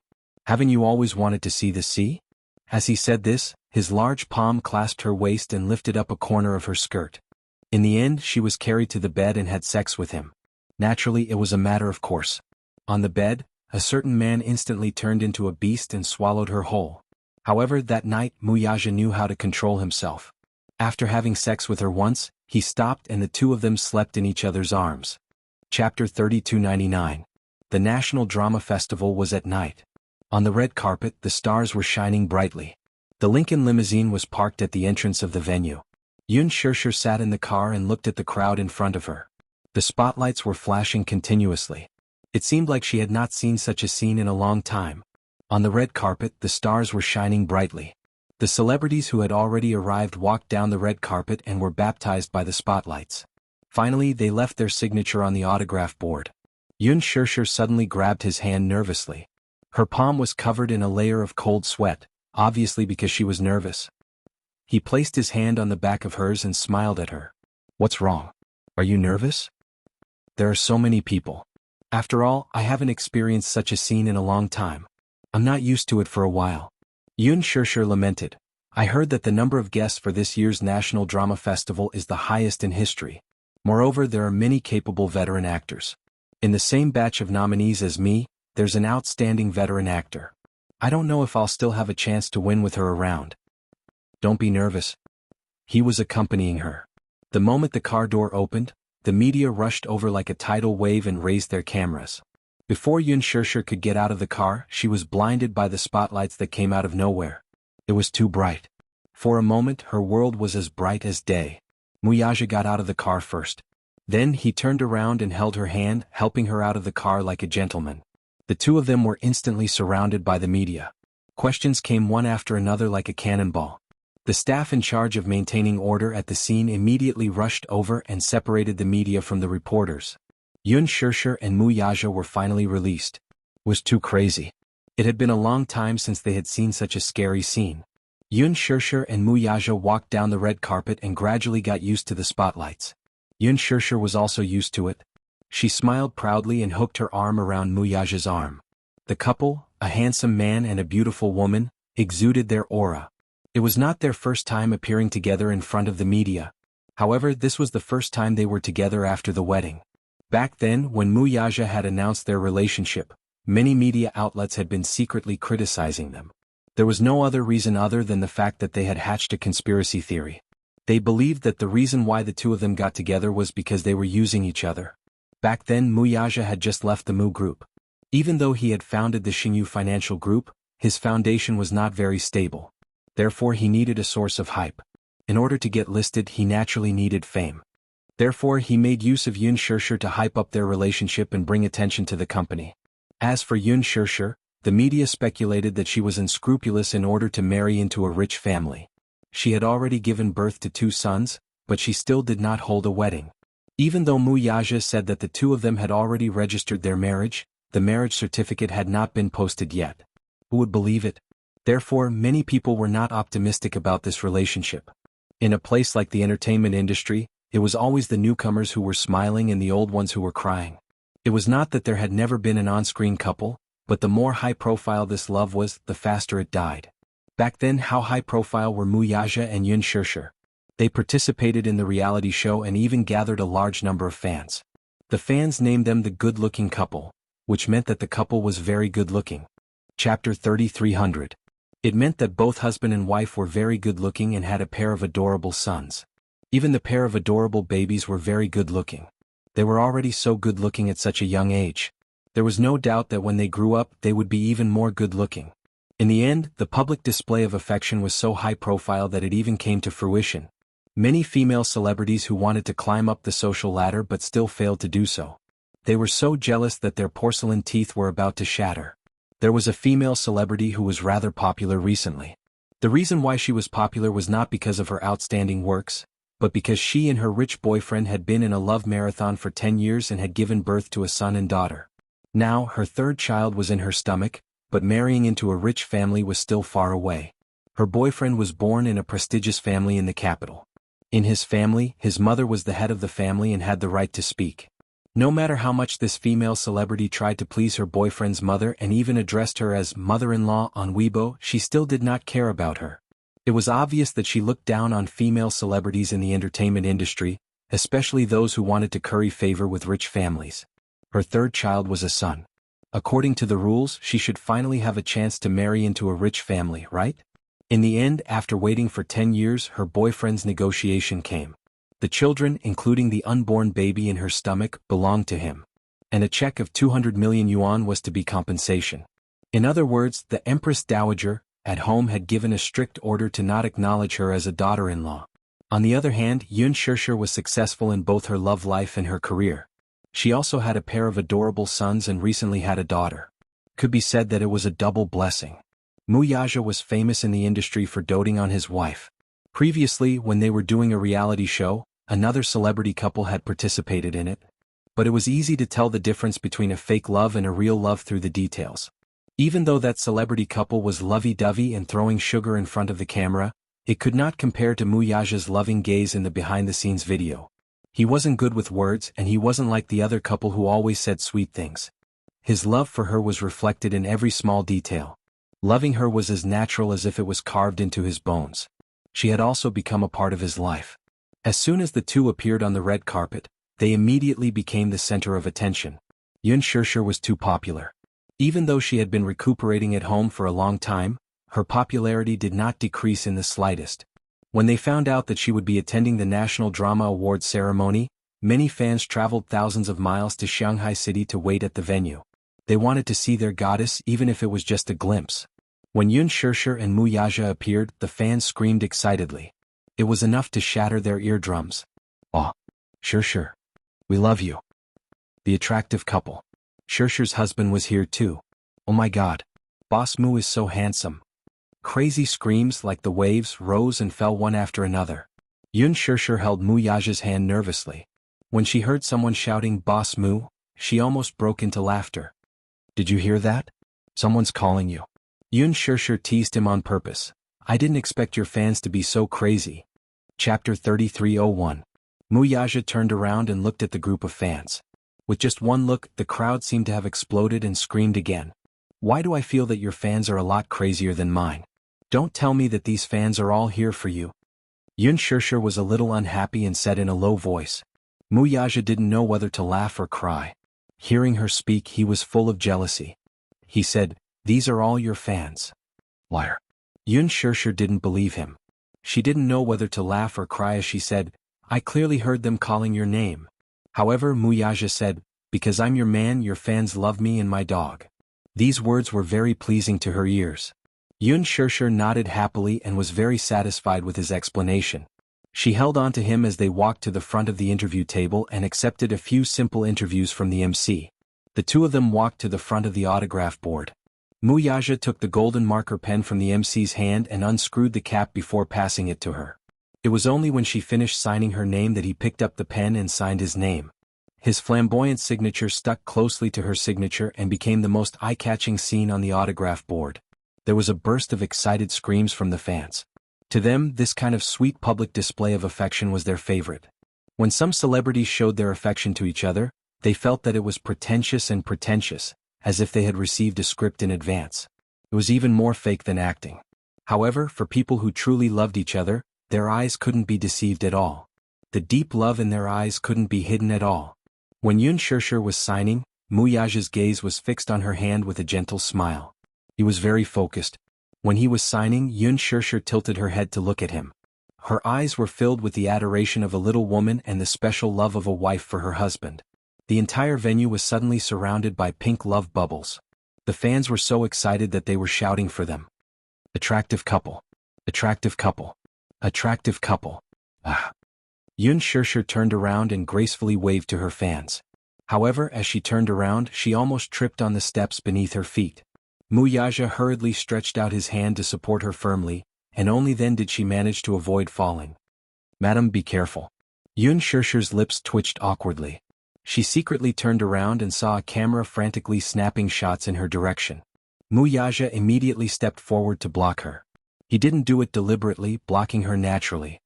His large palm wrapped around her waist and pulled her into his embrace. They looked at each other and smiled. Then he walked into the venue with her in his arms. At that time the venue was not full yet. Mu Yaja and Yun Shishir arrived early, so there weren't many celebrities sitting in the empty seats. The National Drama Festival was broadcasted live. Because it was a live broadcast, they were very particular about which time to appear. It's too early. But if it's too late, it won't do if they don't have a celebrity status. For such a live broadcast, the viewership ratings would gradually increase. If they appeared at the beginning, there wouldn't be an appropriate warm-up, so there wouldn't be many viewers. In this way the exposure rate would be much lower. Chapter 3302. Some of the smaller celebrities had to spend a lot of money to rent their outfits. To be able to attend such an award ceremony, they had to fight for such resources for a long time. They had to squeeze their brains out to get a spot. If they appeared too early, wouldn't it be a waste of resources? Many celebrities dreamed of appearing last because the viewership ratings would reach a peak before the award ceremony started. However, most of the people who appeared last were those with top-notch resources or powerful backgrounds. Most of them were A-listers. Hence, at a glance, Yun Shishir realized that the stars present were all veteran actors.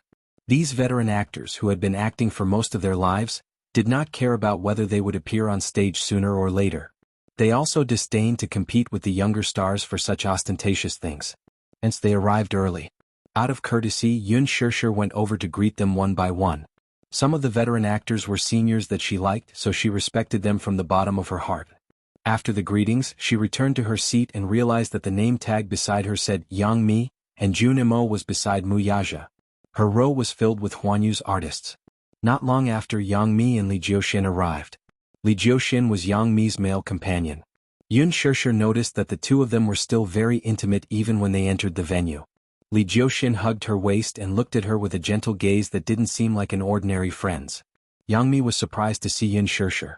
She didn't expect to reunite with her at such an occasion. She had heard that there were some unforeseen events, so Yun Shishir had been in a semi-retired state. She didn't expect her to suddenly appear today and give her a big surprise. "Shishir, why are you here?" "I've been nominated for Best Supporting Actress. The organizers invited me to attend the award ceremony." Yang Mi glanced at the people beside her and recognized Mu Yaja immediately. Her attitude immediately became respectful and careful. Yun Shishir knew that she was in awe of Mu Yaja. She smiled slightly and said, "Have a seat." "Okay." Yang Chang and Li Jiuxin sat down cautiously. Obviously, they didn't know that Mu Yaja would come as a guest, so they were a little nervous.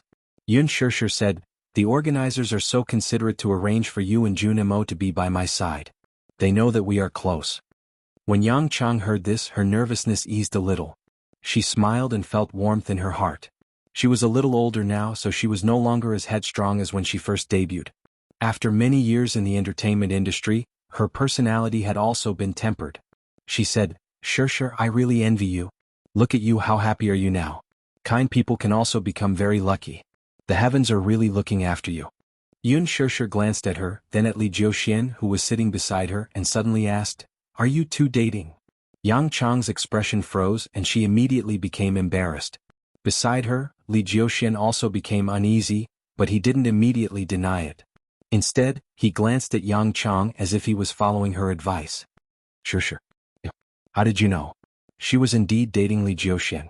The rumors that spread back then were true. She and Li Jiuxin fell in love with each other because of the movie. It was just that they didn't have a clear relationship, so they kept each other warm. Chapter 3303. After all, being a celebrity was a very lonely profession. Sometimes they would be filming in a remote mountain forest for months without any contact with the opposite sex. Men and women were both emotional creatures with instincts and desires. It was inevitable that they would be unable to control themselves. However, after that, Yang Mi broke up with Li Jiuxin. She was career-minded and wanted to take advantage of her youth to try her luck. Moreover, Li Jiuxin was 2 years younger than her. Not to mention the outside world and fans, even she did not think highly of it and was hesitant. However, some time ago, Li Jiuxin and Yang Mi had worked together in another movie. Li Jiuxin could not let go of Yang Mi, so he started to pursue her passionately. Reluctantly, Yang Mi secretly dated him for a few months. She kept it a secret from the media, and her confidentiality measures were watertight. Even in the company, no one knew that they were dating. Hence, when Yun Shishir asked about this, Yang Mi was quite surprised. Yun Shishir smiled mysteriously. "I can tell." "You can tell?" "Of course." Li Jiuxian looked at her with a deep love in his eyes that was boiling hot. After walking the red carpet and entering the venue, they did not have to hold hands anymore. However, until they sat down, they held hands tightly. The dress that Yang Mi was wearing this time was especially restrictive. Hence, Li Jiuxian was worried and cautious, afraid that she would bump into something. This kind of thoughtfulness was only found between couples. Yang Mi was surprised by her keen attention to details. Beside her, Li Jiuxian nodded at Yun Shishir and Mu Yaja. Then he said to Yang Mi, "There are a few directors and producers sitting over there. I'll go greet them and be right there." Okay. After Li Jiuxian left, Yang Mi's face revealed a sense of emptiness. When Yun Shishir saw this, she was a little surprised and asked, "What's wrong?" "I'm a little hesitant." "What are you hesitating about?" Yang Mi turned around and looked at her. She confessed from the bottom of her heart, "Shishir, do you know why I'm so envious of you? Because you have a love that makes others envious and jealous. I also yearned for it, but I felt a little hopeless when it came to love. I didn't dare to touch it. I was afraid that if I fell too deeply in love, I would inevitably get hurt. I started dating Aja because of this concern. I don't know if he's the one I've been waiting for, and I can't be sure if he's the one who'll accompany me for the rest of my life." After a pause, Yang Mi continued, "Shishir, you know that I'm too sensitive and insecure." She yearned for love but was afraid of getting hurt. "Aja had always wanted to announce our relationship to the media, but I didn't dare to. I was afraid that once our relationship was exposed to the public, those blessings or slanderous rumors would definitely cause our relationship to end without any results. Although I really want to hold his hand and face the camera openly, I'm afraid that if the fans find out, I'll be criticized again." Yun Shishir said, "They are slandering you because you have the happiness and beauty that they will never get. The reason why they're paying so much attention to you is because you're outstanding. That's why you're eye-catching." Yang Jian was stunned. You can only be praised if you can withstand slander. Moreover, if you and he are really destined to be together, why would you be affected by what others say? Chapter 3304. If he's not worried about himself, why are you worried about him? If he sees you as number one, popularity and fans are nothing. I don't want to delay his career. Then are you willing to delay your own life? This sentence seemed to wake her up. I think a happy family is more important than a career. One house, 2 people, 3 meals for seasons. This is probably the dream of every woman, right? Yang Mi sat in her seat in a daze, unable to recover for a long time. Suddenly she smiled at Yun Shishir. "Thank you, Shishir. I've thought it through." "That's good." Li Jiuxian returned quickly. Yang Chang smiled at him. The affection between the two of them was self-evident. The guests entered one after another, and the venue became busy. The music was elegant, and the lights made the whole hall look magnificent. Yun Shishir rarely attended such an occasion, so she was inevitably nervous. However, she didn't know why, but as long as this man was by her side, no matter how big the occasion was, she could always maintain her calm. Subconsciously, her dependence on him had unknowingly become deeply ingrained. When all the celebrities arrived, the opening ceremony officially began at 9 p.m. The award ceremony was interspersed with awards and performances. The third round of award ceremony was to award the best actress in a TV series of the year. Yun Shishir had only taken on a few scripts since her debut. One of them was a movie, and the other was the lead role of Extreme Youth, which had yet to be broadcast. Therefore, such an award naturally had no chance with her. The big screen showed the list of nominees and Yang Mi's name was on it. It was obvious that Yang Mi was very nervous. Although she had been in the industry for many years and had seen countless big occasions, it was obvious that she was a little hesitant. After all, the actors competing with her were all very strong. The MC walked on stage and exchanged greetings with the guests. Then he picked up his line card and kept the audience guessing. Finally, when he read Yang Mi's name, the big screen switched to Yang Mi's face, and the venue erupted into thunderous applause. Yang Mi covered her mouth in excitement. She was so surprised that the corners of her eyes were slightly wet. Yun Shishir sincerely congratulated her.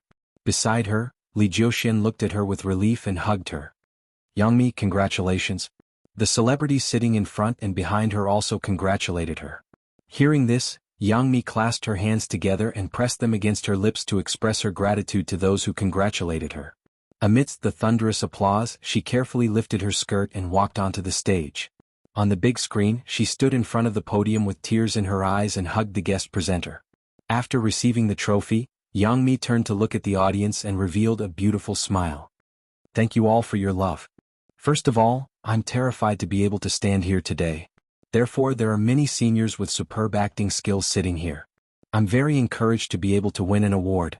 After she finished her speech, she paused for a moment and smiled deeply. "Standing here I still want to thank someone." Everyone quieted down. Yang Mi looked at Li Jiuxian's seat, and as if she had made up her mind, she said with a resolute gaze, "Jiuxian." The audience was in an uproar. There were many fans of Li Jiuxian and Yang Chang present, so it was inevitable that they were surprised to hear Yang Chang mention Li Jiuxian's name. What kind of situation was this? Chapter 3305. Yang Mi looked at Li Jiuxian's seat. She seemed to have made up her mind about something as she said with determination, "Jiuxian." The audience was in an uproar. There were many fans of Li Jiuxian and Yang Mi in the audience. It was inevitable that Yang Mi would mention Li Jiuxian's name. The camera cut to Li Jiuxian's face. He stared at the screen in a daze. Obviously, he found it hard to believe that Yang Mi would mention his name at such a public award ceremony. Yang Mi looked below the stage and her gaze fell on Li Jiuxian. Finally, she looked at the camera and said solemnly, "Today, I have received such an honor on such a sacred stage. I would like to use this meaningful day to announce something." There was a slight uproar in the audience as they discussed. However, in the blink of an eye, it was dead silent. Yang Mi looked at the camera and said word by word, "Jiuxian and I have been dating for a year." As soon as she finished speaking, the audience was in an uproar. On the screen there were two images. One showed Yang Mi's affectionate face while the other showed Li Jiuxian's shocked and touched face. "I sincerely hope that I can receive everyone's blessings. Of course, even if there are no blessings, Jiuxian and I will continue to be happy." The audience applauded enthusiastically and cheered from the guests. Yun Shishir saw this and smiled happily. Seeing that Li Jiuxian was still sitting in a daze, she suddenly pushed his shoulder gently. Li Jiuxian turned to look at her in surprise. However, he heard her say, "At this time as her boyfriend, shouldn't you go up on stage and give her a warm hug?" Li Jiuxian was suddenly enlightened. He immediately stood up and walked up the stage with the camera following him. All along he had been quick to announce their relationship. However, Yang Mi had been hesitant. He didn't know what she was worried about.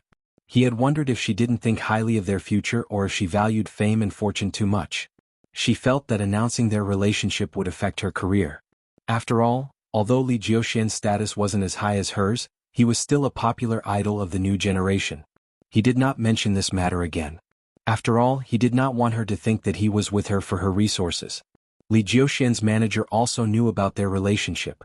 He often whispered in Li Jiuxian's ear that every time Yang Mi shot a movie or worked with a male idol, she would create scandals, hype, and exposure.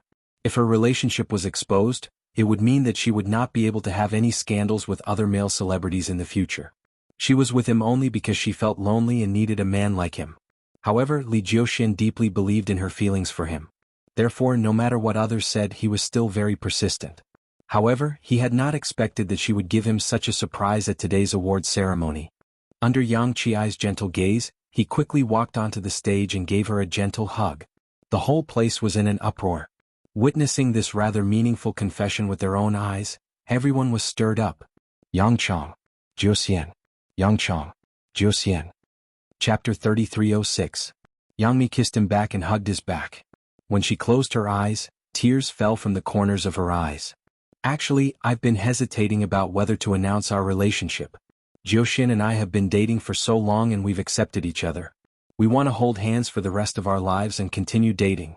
But I'm worried that if we announce our relationship and don't receive blessings, what should I do? I don't want to delay his life." Yang Mi paused and said, "But a good friend told me just now that if I don't want to delay someone else's life, is it okay to delay my own life? So this time I've decided to be brave. I'm also grateful to the National Drama Festival for giving me such an opportunity to face my feelings bravely." As soon as she said that, there was a round of applause. Yun Shishir smiled and clapped. When Yang Mi and Li Jiuxian returned to their seats, Yun Shishir immediately gave her a hug.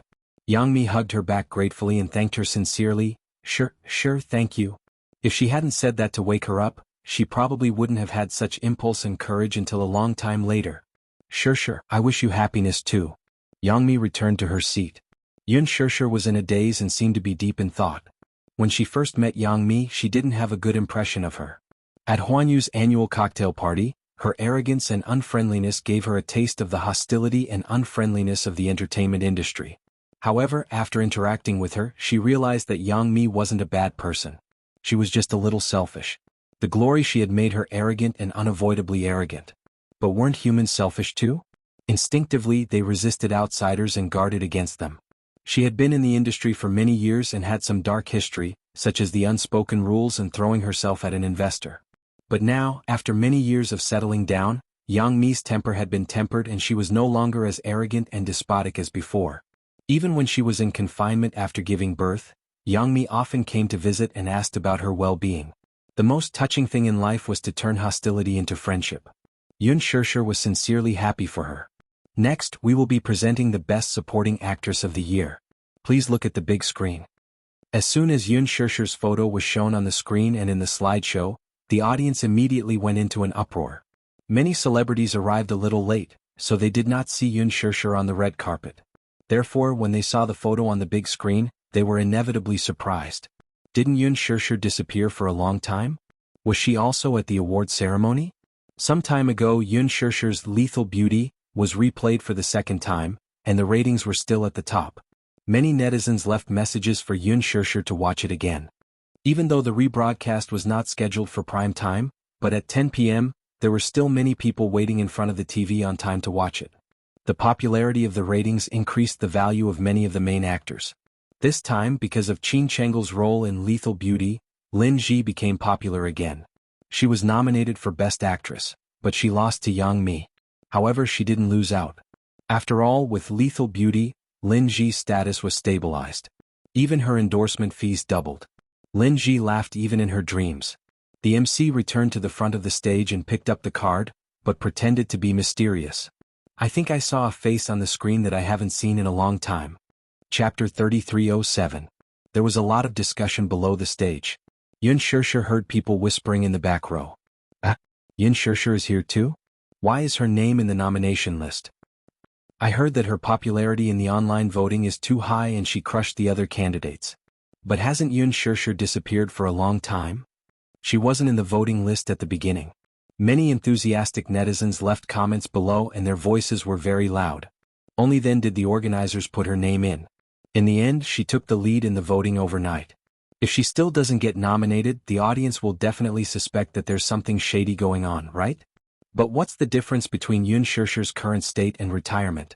If she wins the award but doesn't show up, won't it seem very insincere? Won't the other nominees feel uncomfortable? But if she doesn't win the award with her high popularity, she will definitely be suspected of being shady, right? If that's the case, won't the organizers be in a difficult position? Yun Shirshir didn't come? Amidst the discussion, Yun Shirshir couldn't help but feel a little nervous. She grabbed Muyaja's hand tightly and looked at the stage. The MC said in a deep voice, "Next, I'm going to announce the Best Supporting Actress list." Actually, in the National Drama Festival, the most valuable award besides the Best Actress award is the Best Supporting Actress award. Everyone must be very curious about who will be the final winner this year. After a pause, he pretended to be mysterious and said, "First of all, she's a very young girl. Secondly, she has a nickname in our fan group, Beauty of the Century. Although she has disappeared for a long time, her popularity hasn't decreased at all. She's the most popular among the new generation of young actresses. Moreover, with her acting skills, she has gained the recognition of many seniors." The final winner of the Best Supporting Actress award for the 2017 Xinyu National Drama Festival is Yun Shirshir. Applause broke out. On the stage, the camera on the big screen changed and landed on her calm face. Although she was a little surprised, this result was within her expectations. She was very confident that her acting skills would definitely be recognized. However, after confirming that she had won the Best Supporting Actress award, she still couldn't hide her excitement. Even though she pretended to be calm on the surface, her trembling fingers showed that she was still very nervous. Yun Shirshir. Yun Shirshir is here. Oh my God, has she decided to return to the film and television industry?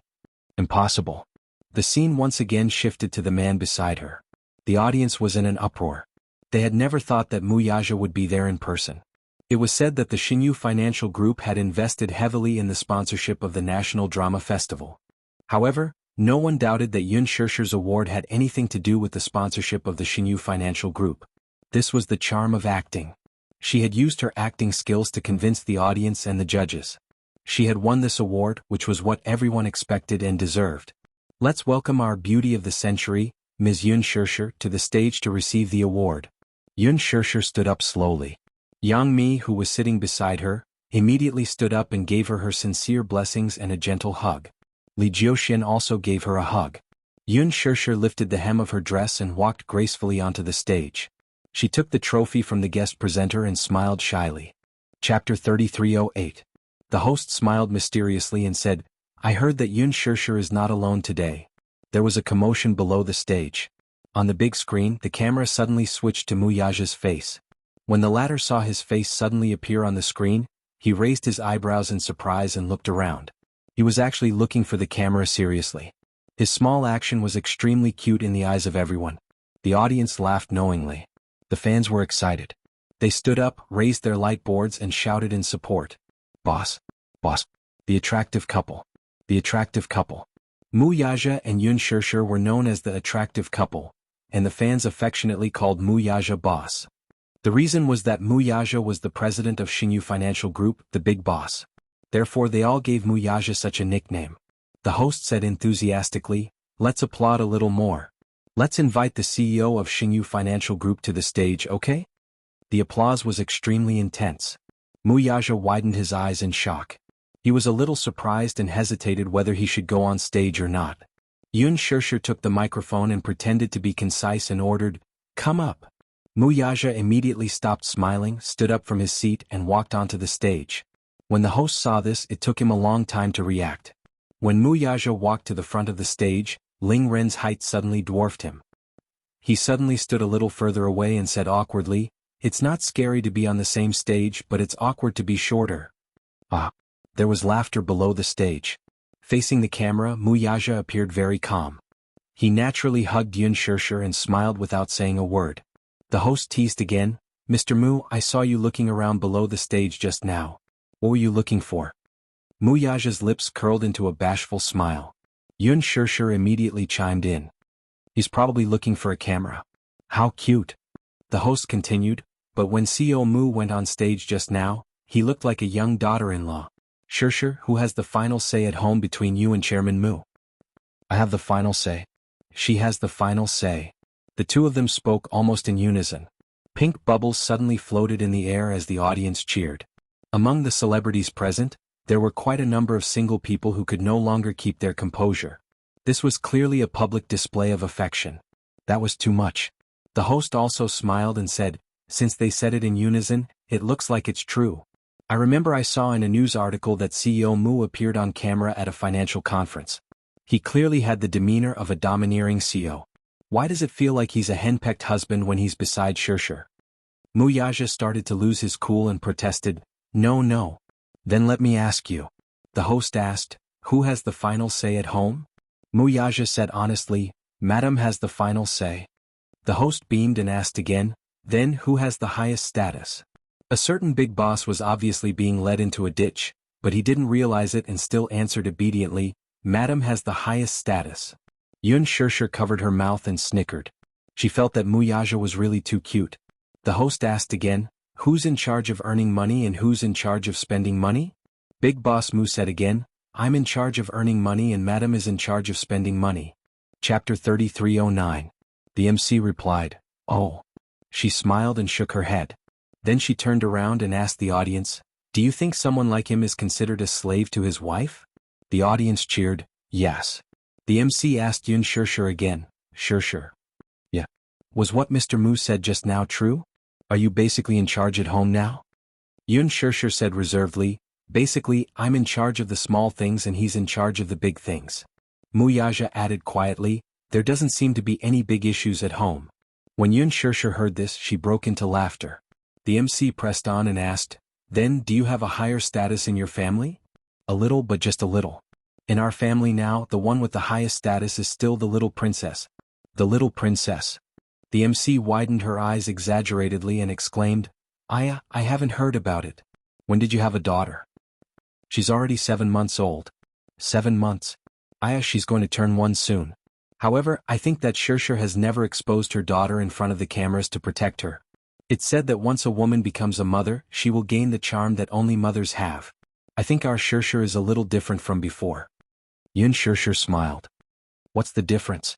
The gentleness of a mother. Yun Shirshir blinked and said, wasn't I gentle in the past? The audience laughed knowingly. Yun Shirshir and the MC interacted tacitly. The MC paused and looked at Muyaja again. Now it's Mr. Mu's turn to take the test. When Muyaja heard this, he thought it was a little strange. He raised his eyebrows and asked, what test? The MC pulled him aside mysteriously and said in a low voice, after the little princess is born in Mr. Mu's heart, is his wife or his daughter higher? Muyaja said almost without thinking, his wife. When the MC heard this, she snorted and looked like she didn't believe him. He turned around and asked Yun Shirshir, Shirshir, are you satisfied with his answer? No. Yun Shirshir snickered and said, this answer doesn't count. The MC was interested and raised her eyebrows. There's something fishy. Yun Shirshir raised the microphone and replied, at home, he will dote on his daughter. What about the two young masters? He will especially like daughters more, so in his heart, daughters will definitely have a higher status. Muyaja's lips curled into a helpless smile as he wiped the corner of his lips with his fingertips, not knowing whether to laugh or cry. There was an uproar. To everyone's surprise though, the man actually preferred his daughter over his son. The host smiled and said, it said that this daughter was her father's lover in his previous life. Yun Shirshir smiled shyly but Muyaja continued, in my heart, Madam is still the most important. Because now all the happiness I have is because of her. I'm very lucky to have her in my life. She just happened to appear in my world at the right time. Chapter 33:10. Muyaja smiled as he hugged the back of her neck and planted a kiss on her forehead. Congratulations. Congratulations, my wife. Yun Shirshir was so touched that she almost cried. She hugged him tightly, surprised and happy. Until the two of them walked off the stage hand in hand, the crowd's envious gazes followed them. Lin Ji's eyes were filled with jealousy. However, jealousy was one thing. After experiencing some things, she had calmed down a lot. She knew that no matter how unwilling she was, some people should not be touched. After all, she knew that, while Yun Shirshir was weak, the man behind her was not to be trifled with, and he was definitely not a good person. Yun Shirshir was his reverse scale and his Achilles heel. She would not do anything stupid again. After all, she had learned her lesson. Lin Ji turned away and did not look at her. Returning to her seat, Yang Mi looked at her with tears in her eyes and gave her a warm hug. Shirshir, you're so lucky. I wish you the best too. Congratulations. Thank you. Yun Shirshir glanced at Yang Mi and Li Jiuxian and asked, how about you two? Since you've announced your relationship, when do you plan to get married? Li Jiuxian smiled gratefully. He had heard from Yang Mi that it was Yun Shirshir who gave her the courage to announce it on such a sacred occasion. He held Yang Mi's hand and smiled at her. There's no rush. After all, we've just announced our relationship. If we get married immediately, the fans will be unprepared. Moreover, I promised Mi Fu that I would give her a sacred wedding. No matter how big or small, we need to prepare seriously. This can't be rushed. Yang Mi added, Shirshir, once the wedding date is confirmed, I'll send you an invitation immediately. You must come. Sure. Yun Shirshir smiled mischievously. I wonder if the sisters group is still looking for people? Yang Mi was overwhelmed by the favor. With Yun Shirshir's current status, she was no longer someone she could invite. However, since she had taken the initiative to say that she wanted to join the sisters group, she was naturally more than willing. Sure. As long as you are willing to come, of course you can. Yang Mi then asked Muyaja, Chairman Mu, are you coming too? If she's going, I'll naturally go too. What an honor. In front of Muyaja, Yang Chang finally relaxed a little. After the National Drama Festival ended, many celebrities rushed to accept media interviews. Yun Shirshir was tired, so she turned down the interview and took a private jet back to Jingdu that very night. By the time she reached the capital, it was already early in the morning. When she got home and finished washing up, she was so tired that she lay on the bed. As soon as her head touched the pillow, she fell asleep. When Muyaja saw how tired she looked, he couldn't bear to torment her any longer and hugged her to sleep. The next day, Muyaja went to work as usual. Yun Shirshir only woke up in the afternoon. She walked into the cloakroom and found Yu wiping the trophy she brought back yesterday. Seeing that she was awake, Yu smiled happily. Lazy mommy, you're finally awake? Oh, I woke up hungry. Yun Shirshir rubbed her flat belly and said pitifully, Yu, did you save any good food for mommy? Of course. You can starve anyone but you can't starve mommy. Oh right sis, I've breastfed her. I've changed her diapers too. Yu rebuked her. She's sleeping now. Mommy, don't disturb her afternoon nap. I know.